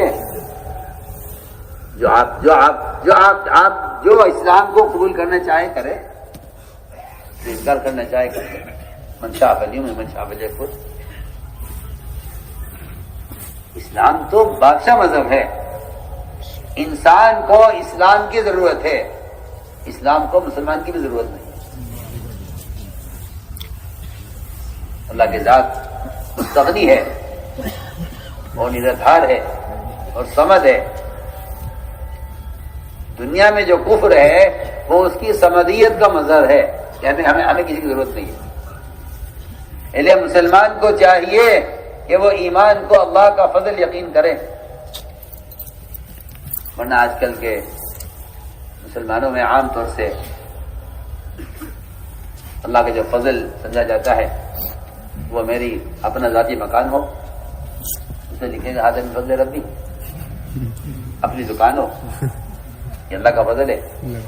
میرے پاس میں اپنے صحت یاب ہوں، اللہ کا فضل ہے. اگر یہ کسی نابینا کو دیکھتا ہے تو کہتا ہے اللہ کا فضل ہے کہ میرے پاس آنکھیں ہیں، اور اس پر فوراً دعا پڑھتا ہے الحمدللہ آفا امتلا کبیر وفضلنا علی من خلقنا تفضیلا. یہ دعا پڑھتا ہے. لنگڑے کو دیکھ کر صحت مند آدمی، اندھے کو دیکھ کر بینا آدمی، بیمار کو دیکھ کر صحت یاب آدمی، مقروض کو دیکھ کر مالدار آدمی، یہ سب کے سب یہ دعا پڑھتے ہیں کسی پریشان حال آدمی کو دیکھ کر. لیکن میں کہنا یہ چاہتا ہوں کہ کسی مسلمان کو کسی کافر کو دیکھ کر یہ دعا یاد نہیں آتی، اس لیے کہ اس کے نزدیک اسلام نعمت نہیں ہے، اس کے نزدیک دنیا کا سامان نعمت ہے. حضرت علی فرماتے رضی اللہ تعالیٰ عنہ، حضرت علی فرماتے رضی اللہ تعالیٰ عنہ کہ جو آدمی سمجھتا ہو دنیا کی نعمتیں ہی نعمتیں ہیں، فرمایا حضرت علی نے کہ اس آدمی کی عقل جاتی رہی ہے اور اس آدمی کا عذاب بہت قریب آ گیا ہے. دنیا کی نعمتوں کو کیا سمجھتا ہوں؟ نعمت. فرمایا کہ اس کا عذاب کا وقت اس کا قریب آ گیا ہے اور اس کی عقل جاتی رہی ہے. ہم ایک عبادت کر رہے ہیں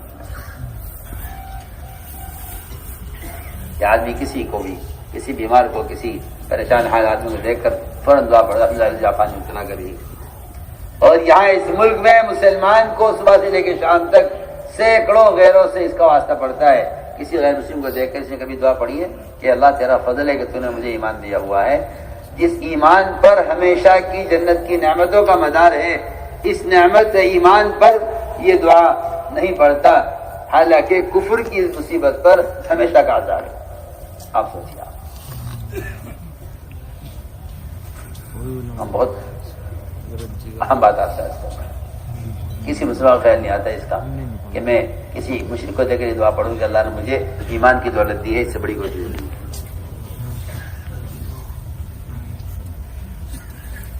جی ہاں، اللہ مجھے معاف فرمائے، اس کو نہ فضل سمجھتے اللہ کا نعمت سمجھتے ہیں، حالانکہ دنیا میں اللہ کے فضل کا مظہر ایمان ہے اور آخرت میں اللہ کے فضل کا مظہر جنت ہے۔ دنیا میں اللہ کے استغنا کا مظہر کفر ہے اور آخرت میں اللہ کے استغنا کا مظہر جہنم ہے۔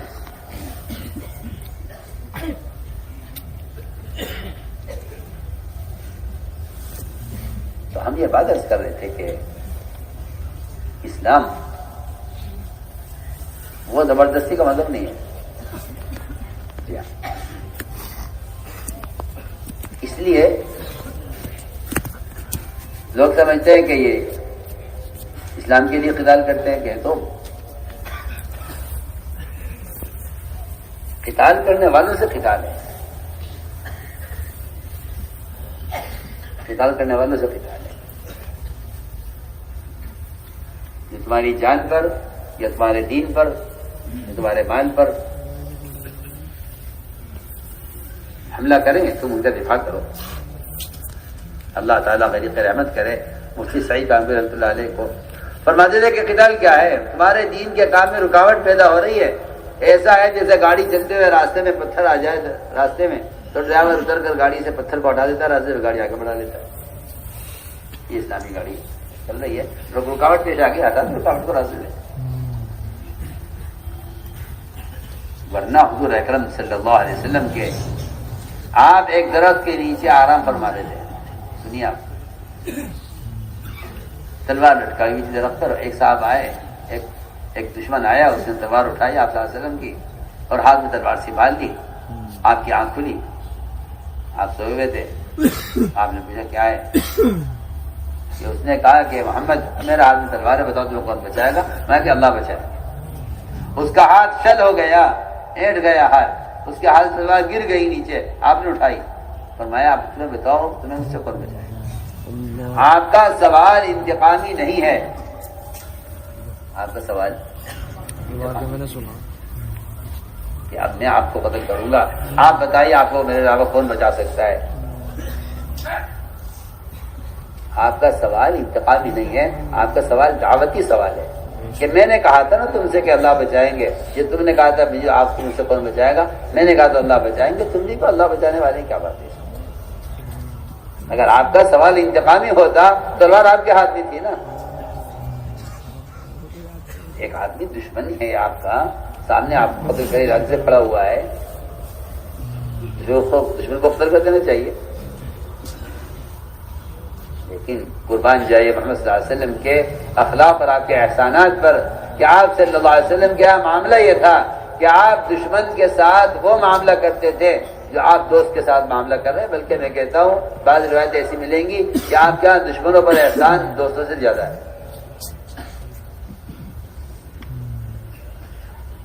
اس زمانے میں مسلمانوں کو غیروں سے جو لڑائی ہے وہ لڑائی اس کی ہے کہ آپ ہماری خواہش کا نقشہ مت توڑیے،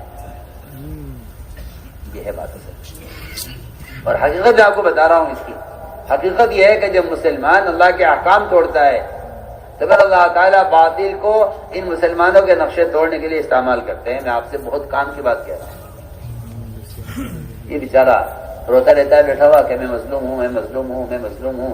عجیب بات ہے، سودی کاروبار کر کے تو اللہ سے جنگ کر رہا ہے، اور اللہ تعالیٰ اگر اپنے غصے کا چھوٹا سا جھٹکا لیا میں تیرے کاروبار میں اور تیرے کارخانوں میں تو تو یہ کہتا ہے کہ مظلوم ہوں۔ سوچیے تو صحیح میں کیا کہہ رہا ہوں۔ میرے دوستوں عزیزوں، بات بہت سوچنے کی ہے، بہت غور کرنے کی بات ہے۔ تو آپ صلی اللہ علیہ وسلم کا مزاج یہ تھا کہ آپ اپنے دشمن سے بھی انتقام نہیں لیتے، دشمن سے بھی انتقام نہیں لیتے۔ آپ صلی اللہ علیہ وسلم کے یہاں جاسوس آتے، فوجی آپ کے ساتھ کرنے کے لیے آتے، آپ کو زہر دینے کے لیے یہودی آتا، آپ کو قتل کرنے کے لیے عمیر بن وہاب آئے، سب کے ساتھ معاملہ احسان کا، سب کے ساتھ معاملہ احسان کا۔ کیا سب کے ساتھ معاملہ ہے. زید بن ثانیہ نے آپ کے گریبان پکڑ کر آپ کو دھکا چلا دیوار کے ساتھ، یہ دیکھنے کے لیے کہ یہ نبی ہے یا نہیں. آپ صلی اللہ علیہ وسلم نے فرمایا عمر ان کو ان کا حق دو، ان کا قرضہ دو، اور ان کو 70 کلو کھجوریں زیادہ دینا، کیونکہ تم نے ان کو تلوار دکھلائی ہے. دیکھیے آپ اپنے ساتھ زیادتی کرنے والے پر احسان کر رہے ہیں. اس لیے میں کہا کرتا ہوں کہ اذیت دینا تو غیروں کے حصے میں آیا تھا، احسان کرنا مسلمان کے حصے میں آیا تھا. اذیت دینا،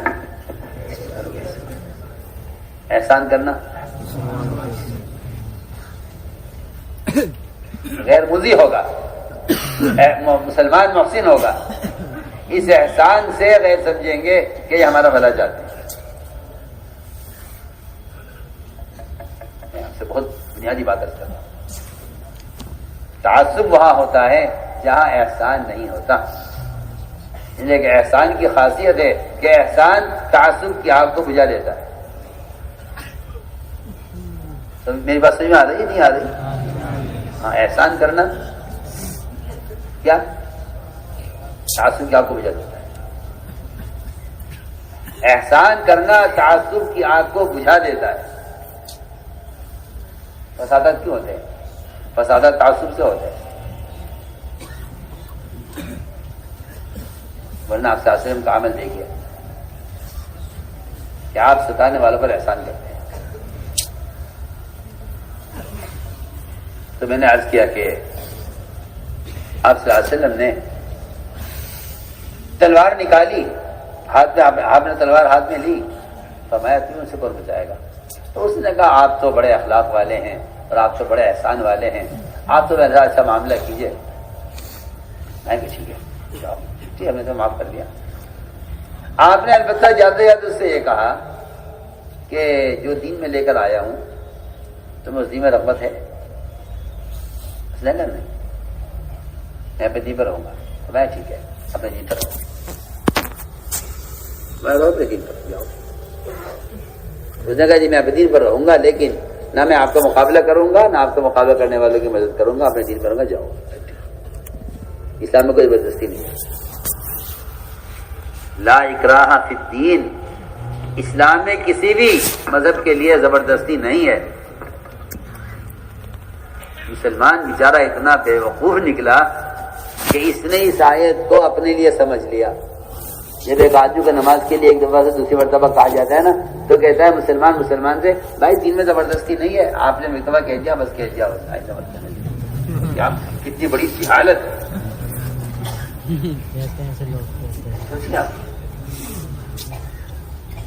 اور قرآن کی آیت پڑھتے ہیں بیچارے کو پتہ ہی نہیں ہے قرآن کی آیت کس کے لیے ہے. قرآن کی آیت پڑھتا ہے اس کو کہتا لا اکراہ فی الدین، دین میں زبردستی نہیں ہے. ارے دین میں زبردستی مسلمان کے لیے تو مسلمان ہی کے لیے تو ہے صرف. لا اکراہ فی الدین کہ دین میں زبردستی نہیں ہے، یہ دین میں زبردستی نہیں ہے کافر کے لیے آئے. سیدھی بات ہے، وہ کافر کے لیے آئے کہ کسی کافر کو لالچ سے یا دھمکی سے اسلام کے لیے مجبور مت کرو. بالکل سیدھی بات ہے.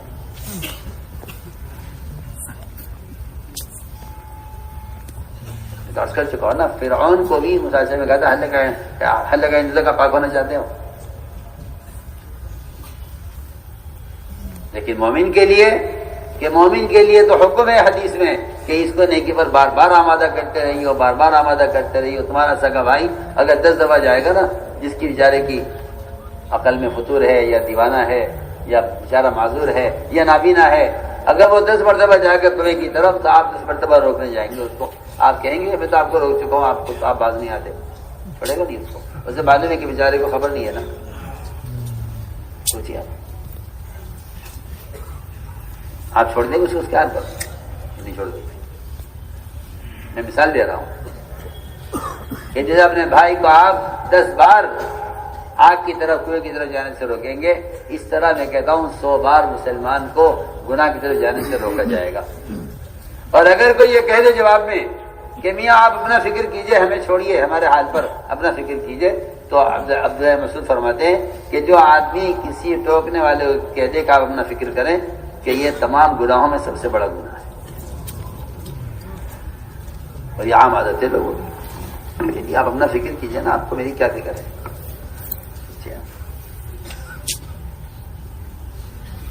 اپنی فکر کیجئے آپ، یہ بات یہ لوگوں کی زبانوں پر عام ہے یہ کہ آپ اپنا فکر کیجئے۔ تو فرمایا عبداللہ نے کہ اگر کوئی آدمی ٹوکنے والے کو یہ کہہ دے کہ آپ اپنا فکر کیجئے، فرمایا کہ یہ تمام گناہوں میں سب سے بڑا گناہ ہے کہ ٹوکنے والے سے کوئی یہ کہہ دے کہ آپ اپنا فکر کریں۔ اس لیے کہ ٹوکنے والے کے سامنے عذر پیش کر دینے سے، بلکہ میں کچھ کہہ رہا ہوں، ٹوکنے والے کے سامنے جھوٹا عذر پیش کرنے سے آدمی کے اندر سے عمل کی صلاحیت ختم ہو جاتی ہے۔ ایک صاحب بائیں ہاتھ سے لقمہ لے رہے تھے، آپ نے فرمایا کہ بھائی دائیں ہاتھ سے کھاؤ، آپ نے ٹوکا، اس نے جواب میں کہا کہ میرا دائیں ہاتھ اٹھتا نہیں ہے، جھوٹ بولا، آپ نے بددعا دی، اس کو فرمایا اللہ کے تیرا یہ ہاتھ کبھی نہ اٹھے، ایک لقمہ جس کا بائیں ہاتھ سے کھانا حرام نہیں ہے اور دائیں ہاتھ سے کھانا فرض نہیں ہے، اس میں اگر انکار کر دیا تو ہمیشہ اگر یہ ہاتھ اس کا مفلوج ہو گیا، سوکھ گیا ہاتھ، تو کبھی اس کی منہ کی طرف اٹھا نہیں ہوا ہاتھ، اس کا بتائیے آپ، کیونکہ اس نے جو منع کیا ہے، انکار جو کیا ہے، وہ اس نے تکبر کے ساتھ انکار کیا ہے۔ اگر قبول کر لیتا ہے جی ٹھیک ہے، جیسے آپ کا حکم میں سے کر لیتا ہوں۔ ابلیس نے آدم کو سجدے سے انکار کیا ہے، ابلیس نے آدم کے لیے سجدہ کرنے سے انکار کیا ہے، اس کی کمر سجدہ کرنے سے بیکار ہو گئی ہے۔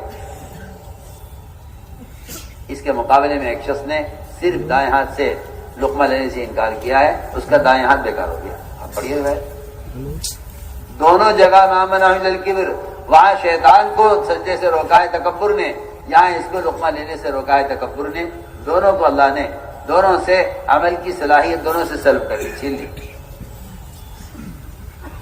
اس لیے ہم کہنا چاہتے ہیں کہ یہ معمولی بات نہیں ہے کہ آپ کسی ٹوکنے والے کے جاؤ میں اپنی فکر کرو، یہ آپ کا احسان ہے۔ اگر میں کسی گڑھے میں گر رہا ہوتا اور کوئی آگے میرا ہاتھ پکڑ لیتا تو بتائیے آپ اس سے ناراض ہوتے، آپ اس کا احسان سمجھتے، بتائیے کیا کرتے؟ اللہ کی رضا پھیر دے، میں تو نہیں دیکھا تھا گڑھا، آپ نے تو میری جان بچا لی، وہ تو میں کہتا ہوں زندگی میں آپ کا احسان نہیں بھولے گا۔ آپ کے گڑھے میں گرنے سے، دنیا کے گڑھے میں گرنے سے اگر اس نے آپ کو بچا لیا تو آپ اس کا گناہ مزید سمجھتے، اور اگر وہ آپ کو جانے میں گڑھے سے بچا رہا ہے تو آپ کو اس کے رکوع میں تکلیف ہوتی ہے، عجیب بات۔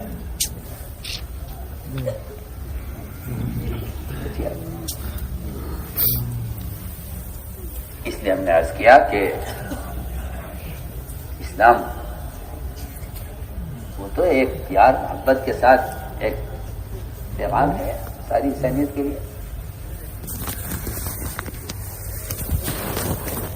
آپ صلی اللہ علیہ وسلم کا یہ معمول تھا کہ آپ سلانے والوں پر احسان کرتے ہیں، اور میں کہا کرتا ہوں کہ احسان کے 3 درجے ہیں، احسان کے 3 درجے ہیں۔ سب سے ادنا درجہ احسان کا یہ ہے کہ آپ اپنے محسن پر احسان کریں، جن کا آپ پر احسان کیا ہے، آپ کے دوست احباب متعلقین، آپ انہیں احسان کریں، یہ احسان کا سب سے گھٹیا، سب سے ادنا درجہ ہے۔ اگر آپ یہ بھی نہیں کرتے تو آپ کمینے کہلائیں گے، لئیم کہلائیں گے۔ احسان کا درمیان درجہ یہ ہے کہ آپ نئے سے نئے آدمی پر احسان کریں تو آپ جانتے نہیں، پہچانتے نہیں، کون ہے میں نہیں جانتا، اس طرح آپ احسان کریں، یہ احسان کا درمیانہ درجہ ہے۔ اور اعلیٰ درجہ احسان کا یہ ہے کہ آپ ستانے والوں پر احسان کریں، جو آپ کو ستاتے ہیں آپ پر احسان کریں۔ سنیے تو صحیح، احسان کا، کیونکہ محمد صلی اللہ علیہ وسلم کا ہر عمل اعلیٰ درجے کا ہے، اس لیے آپ صلی اللہ علیہ وسلم کے یہاں احسان کا درجہ بھی سب سے اعلیٰ ہے۔ میں ساری بات اس پر عرض کر رہا تھا کہ آپ صلی اللہ علیہ وسلم وعدہ خلاف، چنانچہ بدر کے میدان میں جب آپ نے اپنے صحابہ کو تیار کر دیا اور آپ لے کے چلے، تو ابھی جنگ شروع ہونے والی تھی کہ آپ صلی اللہ علیہ وسلم کے صحابہ میں سے دو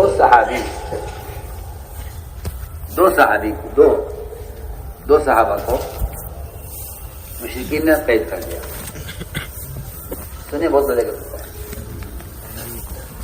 مشرکین نے قید کر لیا. جس کے افراد کم تھے 2 اور کم ہو گئے. ان میں ایک حذیفہ تھے اور ایک حذیل رضی اللہ عنہ، 2 صحابی تھے. دونوں کو مشرکین نے قید کر لیا.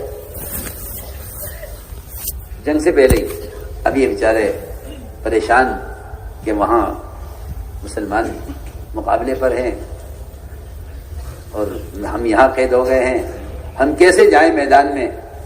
صحابہ کرام کے اندر جہاد، اللہ کے راستے کے جہاد کا شوق، اللہ کے راہ میں جان دینے کا شوق، اپنے دین کی حفاظت کے لیے اپنے جان و مال کو قربان کرنے کا مزاج، اور یہاں پکڑ لیے گئے.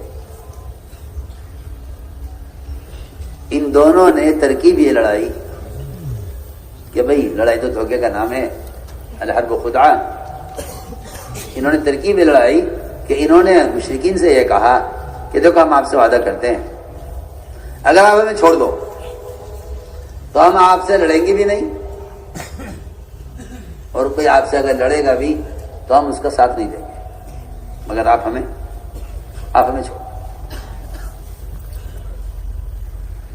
انہوں نے یہ کہا آپ ہمیں چھوڑ دو، ہم وعدہ کرتے ہیں نہ ہم آپ سے لڑیں گے نہ ہم لڑنے والے کی مدد کریں گے. یہ انہوں نے دونوں صحابہ نے یہ ایک حکمت عملی اختیار کی.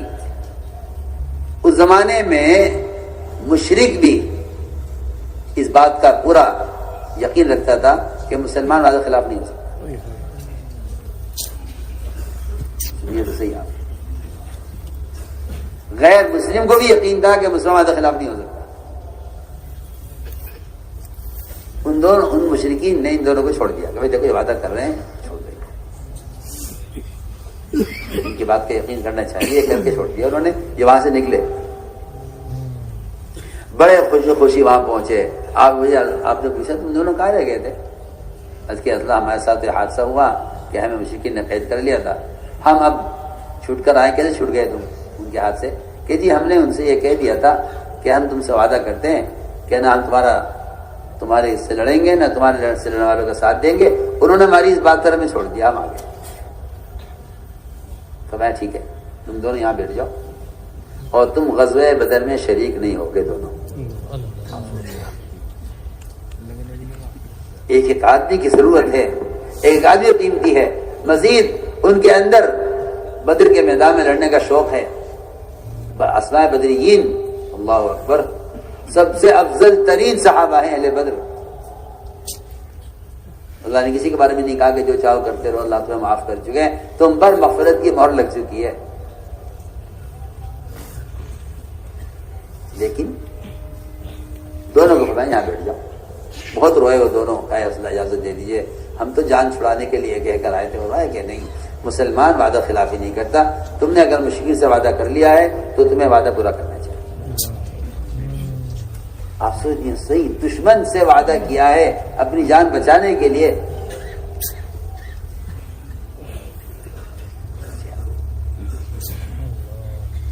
آپ سے وعدہ نہیں، وعدہ پورا کرو. تو آپ صلی اللہ علیہ وسلم ایسے وعدہ پورا کرنے والے تھے. تو آپ صلی اللہ علیہ وسلم نے فرمایا گھوڑے والے سے کہ بھئی میں تو تم سے لے چکا ہوں. اس نے کہا نہیں جی، آپ گواہ لائیے جو گواہی دے. گھوڑا پہ خریدا تھا. میں گواہ تو کوئی ہے نہیں. میں نہیں، گواہ نہیں ہے تو چھوڑیے. ابھی یہ بات چلی رہی تھی، اچانک حضرت خزیمہ بن ثابت آ گئے. حضرت خزیمہ نے سنا کہ گھوڑے والا آپ صلی اللہ علیہ وسلم سے گواہ مانگ رہا ہے. اسے کہتے ہیں نبی کے معاملات میں بھی نبی کو آپ اتنا سچا مانے. آگے بڑھ کر کہا خزیمہ نے کہ میں گواہی دیتا ہوں. آپ گواہ چاہیے نا، میں ہوں گواہ. میرے دوستوں، عزیزوں، بزرگوں، سچ بولنا کوئی کمال نہیں ہے. سچ بولنا کمال نہیں ہے. سچ بولنے پر جو حالات آئیں ان حالات میں جمنا یہ ایمان ہے. سچ بولنا ایمان نہیں ہے. میں آپ سے بہت کام کی بات کہہ رہا ہوں. آدمی سچی بات کر لیتا ہے، لیکن اللہ تعالیٰ کا نظام یہ ہے کہ جب کوئی سچ بولتا ہے تو اللہ تعالیٰ فرماتے وَلَيَعْلَمَنَّ الَّذِينَ صَدَقُوا، سچ بولنے والوں کو بھی ہم آزمائیں گے، جی ہاں، تاکہ پتہ چل جائے کہ ان کی سچائی میں پختگی کتنی ہے۔ ورنہ آدمی سچی بات کہہ دیتا ہے اور جب حالات آتے ہیں تو ان حالات میں اپنی بات کو بدل دیتا ہے، ہاں، بات کو بدل دیتا ہے۔ سچ بولنا کمال نہیں ہے، سچ بولنے کے بعد حالات آنے پر جمنا کمال ہے۔ دیکھ لیجیے آپ، کعب بن مالک رضی اللہ عنہ کے دو ساتھی تبوک میں جانے سے رہ گئے، حالات آئے، 50 راتیں ان کا بائیکاٹ ہوا، پورے مدینے نے ان سے بول چال بند کی ہے، آپ صلی اللہ علیہ وسلم ان کے سلام کا جواب نہیں دیتے تھے۔ کیا ہو رہا ہے کہ بھائی انہوں نے سچ بول دیا تھا کہ جی ہماری غلطی ہے، ہم اللہ کے راستے میں نہیں نکل سکے، ہماری غلطی ہے۔ کاروبار بھی صحیح چل رہا تھا، سواری بھی میرے پاس تھی، گھر میں ہر طرح کی سہولت بھی تھی، لیکن بس آج جائیں گے کل جائیں گے، آج جائیں گے کل جائیں گے، ہمارا جماعت سے نکلنا ٹلتا رہا۔ میں تو آپ سے کھل کر کہتا ہوں، حفصہ کے بیان میں موجود ہے کہ آج بھی اگر کوئی مسلمان یہ کہتا ہے نہیں آج نہیں کل چلا جاؤں گا، تو تیرے ساتھ ہوگا جو کعب بن مالک کے ساتھ ہوا ہے۔ آپ یہ سمجھتے ہیں کہ وہ زمانے کے قصے ختم ہو گئے؟ صحابہ اپنے زمانے کے لیے تھے، قیامت تک کے لیے تھے؟ بتاؤ، سیدھی بات ہے۔ لیکن سچ بول گئے، اس سچ بولنے پر ناراضگی ہوئی، 50 رات کی ناراضگی، کوئی اسلام کا جواب دینے والا نہیں پورے مدینے میں۔ یہ جانچ ہو رہی تھی کہ ہم ذرا ناراض ہو کے دیکھتے ہیں ان سے، یہ مدینہ چھوڑ کر کہیں اور جاتے ہیں، کیا یہ مرکزی مقام چھوڑ دیں گے ذرا سی بات پر؟ آپ سے کھل کر کہہ رہا ہوں، ہم دیکھنا چاہتے ہیں ان کا ہم سے کیا تعلق ہے، اور یہ اس مرکزی مقام کو کیا ان حالات کے لیے چھوڑ دیں گے؟ جب یہ 50 راتیں اس طرح گزر گئیں، اس درمیان میں غسان بادشاہ نے خط لکھا ان کو کہ بھئی تمہارے ساتھی محمد صلی اللہ علیہ وسلم نے تمہارے ساتھ بہت زیادتی کی ہے اور تمہیں ظاہر ہو جاؤ گے اور تمہیں ذلیل کر دیا ہے اور تمہارے ساتھ بہت زیادتی ہو رہی ہے اور تم سے لوگوں نے بے رخی اختیار کی ہوئی ہے، تم ہمارے پاس آ جاؤ، ہم تمہیں مال بھی دیں گے، تمہیں عذاب بھی دیں گے، ہم تمہیں عزت دیں گے۔ جی ہاں، یہ سارے لالچ دیے جایا کرتے تھے مسلمانوں کو توڑنے کے لیے۔ جی ہاں، ہر مسلمان کے ساتھ ہوا ہے، صحابہ کے ساتھ بہت ہوا ہے، صحابہ کے ساتھ یہ بہت ہوا ہے کہ ان کو توڑنے کے لیے ان کے سامنے مال اور عہدے، آج بھی یہ بات ہے، میں تو آج بھی کہتا ہوں کہ مسلمان کو جب مال اور عہدے ملتے ہیں تو یہ سب سے پہلے اپنے دین کو چھوڑتا ہے، سب سے پہلے۔ یہ آخرت تو سامنے ہے نہیں، اب غیروں کی طرح دنیا میں اگر عہدہ اور مال مل رہا ہے تو آدمی سمجھتا ہے کہ آخرت بنے گی نہیں بنے گی، دنیا تو بن جائے۔ جی ہاں، وہاں ساری کوشش کر لی کہ نہیں، دمی دونا دینی، کہ خون حاضر ہے لیکن دین پر آج نہیں آنے دیں گے۔ یہ صحابہ اکرام کا عام مزاج تھا، دمی دونا دینی، کہ تمہارا خون لے لو، جان حاضر ہے مگر دین پر آج نہیں آنے دیں گے۔ تو میں عرض کر رہا تھا کہ سچ بولنا کمال نہیں ہے، سچ پر جمنا کمال ہے۔ تو غسان بادشاہ کے خط کو تنور میں جلایا، ایسا جواب سخت دیا ہے کہ اس کے خط کو جلا کر توہین کی ہے اس کی دعوت کی اور اس کی پیشکش کی، اس کے دعوت نامے کی توہین کی ہے، تاکہ آئندہ خیال نہ آئے ہمیں پیچھے بلانے کا۔ اللہ نے ان کے بارے میں فرمایا لوگوں سے کہ لوگوں اللہ سے ڈرو، سچوں کے ساتھ ہو جاؤ۔ دیکھو یہ ہیں سچے جنہوں نے سچ کر کے دکھلایا اپنی بات کو۔ تو میں عرض کر رہا تھا کہ سچ پر جمنا کمال ہے۔ جب سوال کیا آپ صلی اللہ علیہ وسلم نے حضرت خزیمہ سے، خزیمہ تم گواہی کیسے دے رہے ہو جب تم موقع پر موجود نہیں تھے؟ ہم دیکھنا چاہتے ہیں خزیمہ اپنی بات پر جمتے ہیں یا اپنی بات سے مکر جاتے ہیں، پھسل جاتے ہیں۔ میں خزیمہ نے کیسے گواہی دی ہے؟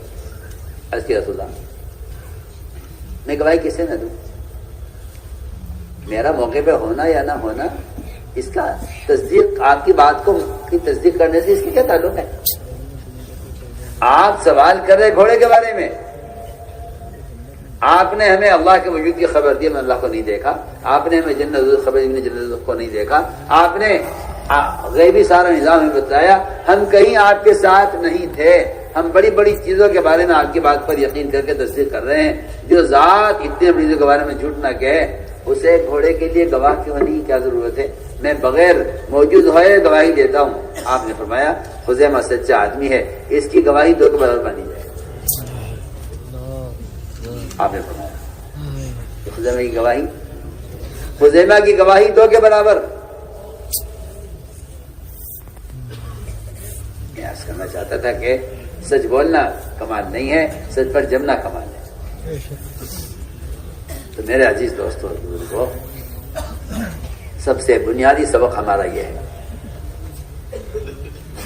کہ دین جو آئے گا وہ تو میرے دوستو یقین کے راستے سے آئے گا، اس لیے کہ جب آدمی کو آخرت کا یقین نہیں ہوتا تو پھر وہ دنیا اور آخرت ترجیح دیتا ہے، اور جو دنیا کو ترجیح دے گا آخرت پر وہ دین پر نہیں چل سکتا۔ حدیث میں آتا ہے جو آخرت بنائے گا اس کی دنیا بگڑے گی، جو دنیا بنائے گا اس کی آخرت بگڑے گی۔ یہ دونوں دنیا آخرت سوگن کی طرح ہیں۔ دنیا آخرت اس کی طرح سوگن جاتی ہے، جانتے ہو سوگن؟ ہاں، سوگن کی طرح، اسے بناؤ گے وہ اٹھے گی، اسے بناؤ گے وہ اٹھے گی۔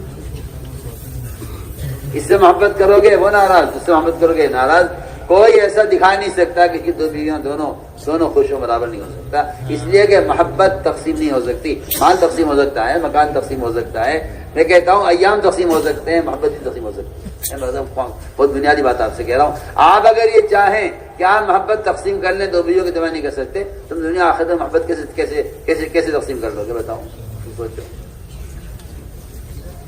دنیا اور آخرت میں آدمی محبت کو تقسیم کیسے کر لے گا کہ آدمی دنیا بھی چاہتے ہیں آخرت بھی چاہتے ہیں؟ صاف فرمایا حدیث میں کہ یہ دونوں سوگن کی طرح، اسے بناؤ گے یہ بگڑے گی، اسے بناؤ گے یہ بگڑے گی۔ جی ہاں، دنیا کا نقصان تو برداشت کرنا ہی پڑے گا آخرت کو بنانے کے لیے۔ جب آدمی دنیا کی چیز کو بنانے کے لیے دنیا کا نقصان برداشت کر لیتا ہے، کتنے ہیں لوگ، کتنے ٹھوکرے کھانے کے بعد آدمی کی تجارت سنبھلتی ہے۔ جی ہاں، کتنے دھکے کھانے کے بعد آدمی کہ کوئی کام ملتا ہے اس کو، کتنے نقصان برداشت کرتا ہے دنیا کے لیے۔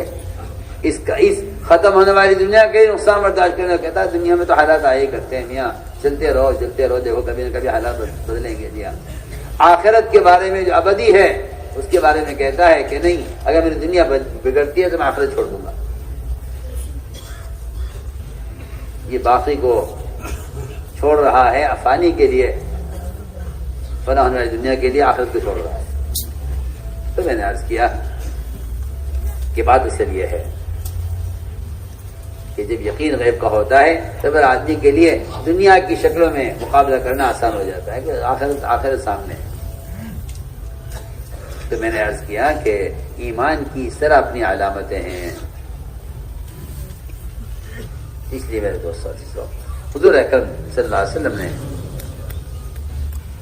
اپنے صحابہ کو یہ ایمان اس طرح سکھلایا، یہاں تک کہ یہ جب غیب پر یقین لے آئے تو ان کے لیے احکام آسان ہو گئے، کیونکہ احکام پر جو اجر اور وعدہ ہے وہ سارا غیب میں ہے۔ جن کا یقین غیب پر ہوتا ہے ان کے لیے احکام پورا کرنا آسان ہے، کیونکہ وعدہ غیب میں ہے، وعدہ غیب میں ہے، ان کے لیے احکام پورا کرنا آسان ہے۔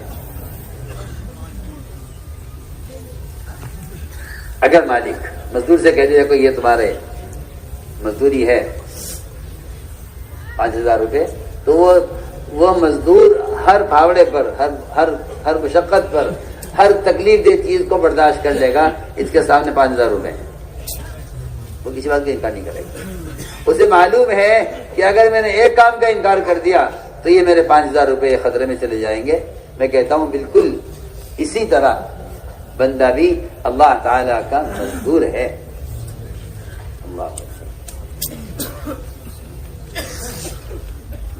اللہ تعالیٰ کا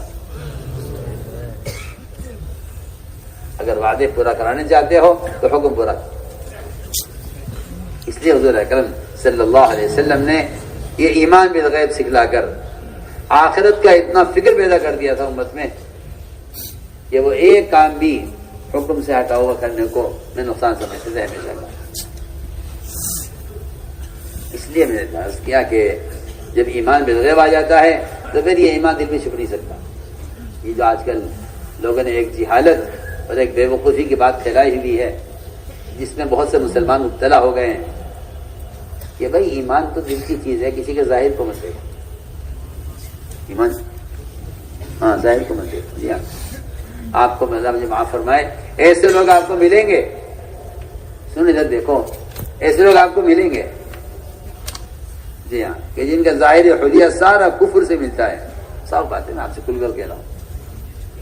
ان کا معاشرہ دیکھ لو, ان کی شادیاں دیکھ لو, ان کے کاروبار دیکھ لو, ان کا حلیہ دیکھ لو. لیکن یہ کہتے ہیں کہ بھائی اس ظاہر کو کیا دیکھنا, ایمان تو دل میں ہے. مفسا فرماتے تھے جس آدمی کا ظاہری حلیہ سنت کے مطابق نہیں ہے اس کے دل میں کفر نے جڑیں پکڑی ہوئی ہیں.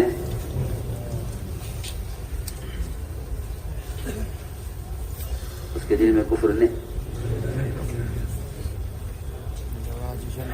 اور شیطان آپ کو دھمکی دے رہا ہے کہ نہیں ایمان دل کی چیز ہے. جی ظاہر کو مت دیکھو. شیطان دھمکی دے رہا ہے کہ ایمان دل کی چیز ہے, ظاہر کو مت دیکھو. اور میں آپ سے صاف طور پر عرض کرتا ہوں کہ نہیں, ایمان دل میں چھپنے کی چیز نہیں ہے. میں آپ سے کہوں ایک بات, دل میں چھپا ہوا ایمان, دل میں چھپا ہوا ایمان, دل میں چھپا ہوا ایمان اس شخص کا ہو سکتا ہے جس کے سر پر تلوار آئی اور اس نے کہا اشہدو ان لا الہ الا اللہ. وہاں سے مسلمان نے اپنے لیے یہ گنجائش نکالی ہے کہ ایمان دل کی چیز ہے. آپ میری بات پر توجہ دیں پوری, میں بہت اہم بات عرض کرتا ہوں. حضرت مقداد رضی اللہ عنہ ایک صحابی ہیں, ایک کافر نے ان پر حملہ کیا, ہاتھ کاٹ دیا ان کا, انہیں تلوار ہاتھ میں لے کے اس کا پیچھا کیا. وہ بھاگا, دشمن تھا, وہ بھاگا اور بھاگ کر اس نے ایک درخت کی پناہ لینی چاہیے. حضرت مقداد پہنچ گئے اس تک, جب اس دیکھا تلوار سر پر آ کے اشہدو ان لا الہ الا اللہ, اس نے کرنا پڑ لیا. حضرت مقداد نے اسے قتل کر دیا یہ سوچ کر کہ یہ زبان سے پڑھ رہا ہے, دل سے نہیں پڑھ رہا ہے. جی ہاں سنیے, میں آپ بتا دوں جو دل کا ایمان ہے, جیسے آج کل کے مسلمان بڑے مطمئن ہیں کہ جیسے چاہو رہو, جیسے چاہے زندگی گزارو, جیسے چاہے کاروبار کرو, جیسے چاہے شادیاں کرو, جیسے چاہے حلیہ بناؤ, جیسے چاہے لباس پہنو. بھائی ایمان دل میں ہے بس. اب آپ دل کا حال کیا جانے ہمارے, آپ کے دل کا حال تو آپ کے حلیے سے نظر آ رہا ہے. آپ کیا بات کر رہے ہیں, آپ خامخواہ کی باتیں کرتے ہیں. تنہائی کے وظیفے اسلام کو ظاہر نہیں کر سکتے. اسلام کا جو اظہار ہوگا وہ آپ کے حلیے سے ہوگا. ہم بہت اچھی مثال آپ کو دے رہے ہیں سب کو. سنیے کہاں سے مسلمان نے اپنے لیے کہاں سے راستہ نکالا ہے. دیکھیے تو صحیح ابلیس کی تلبیس کیا ہے. اللہ اکبر. کہ شیطان نے یہ مشورہ دیا کہ آپ بالکل پریشان نہ ہو, آپ کا دل, آپ کا ایمان آپ کے دل میں ہے. اور دلیل کیا ہے کہ جی وہ حضرت مقداد نے اسے قتل کر دیا تو اللہ کے رسول نے فرمایا تھا کہ مقداد تم نے اسے قتل کر دیا, تم اس کے دل کا حال کیا معلوم کہ اس کا دل میں کیا ہے. دل کا حال تو اللہ جانتے ہیں. آپ بتائیے صحیح. جو کافر 1 منٹ پہلے کفر پر تھا اسے تلوار دے کر کلمہ پڑھا ہے. آپ ہمارے کہ مقداد تمہیں دل کا حال معلوم نہیں ہے. اس نے جو کلمہ پڑھا ہے دل سے پڑھا ہے یا جان بچانے کے لیے پڑھا ہے یا اللہ کو پہچان کر پڑھا ہے تو فیصلہ نہیں کر سکتے. اگر تم کو دل چیر کے بھی دیکھ لو گے, کاٹ کر,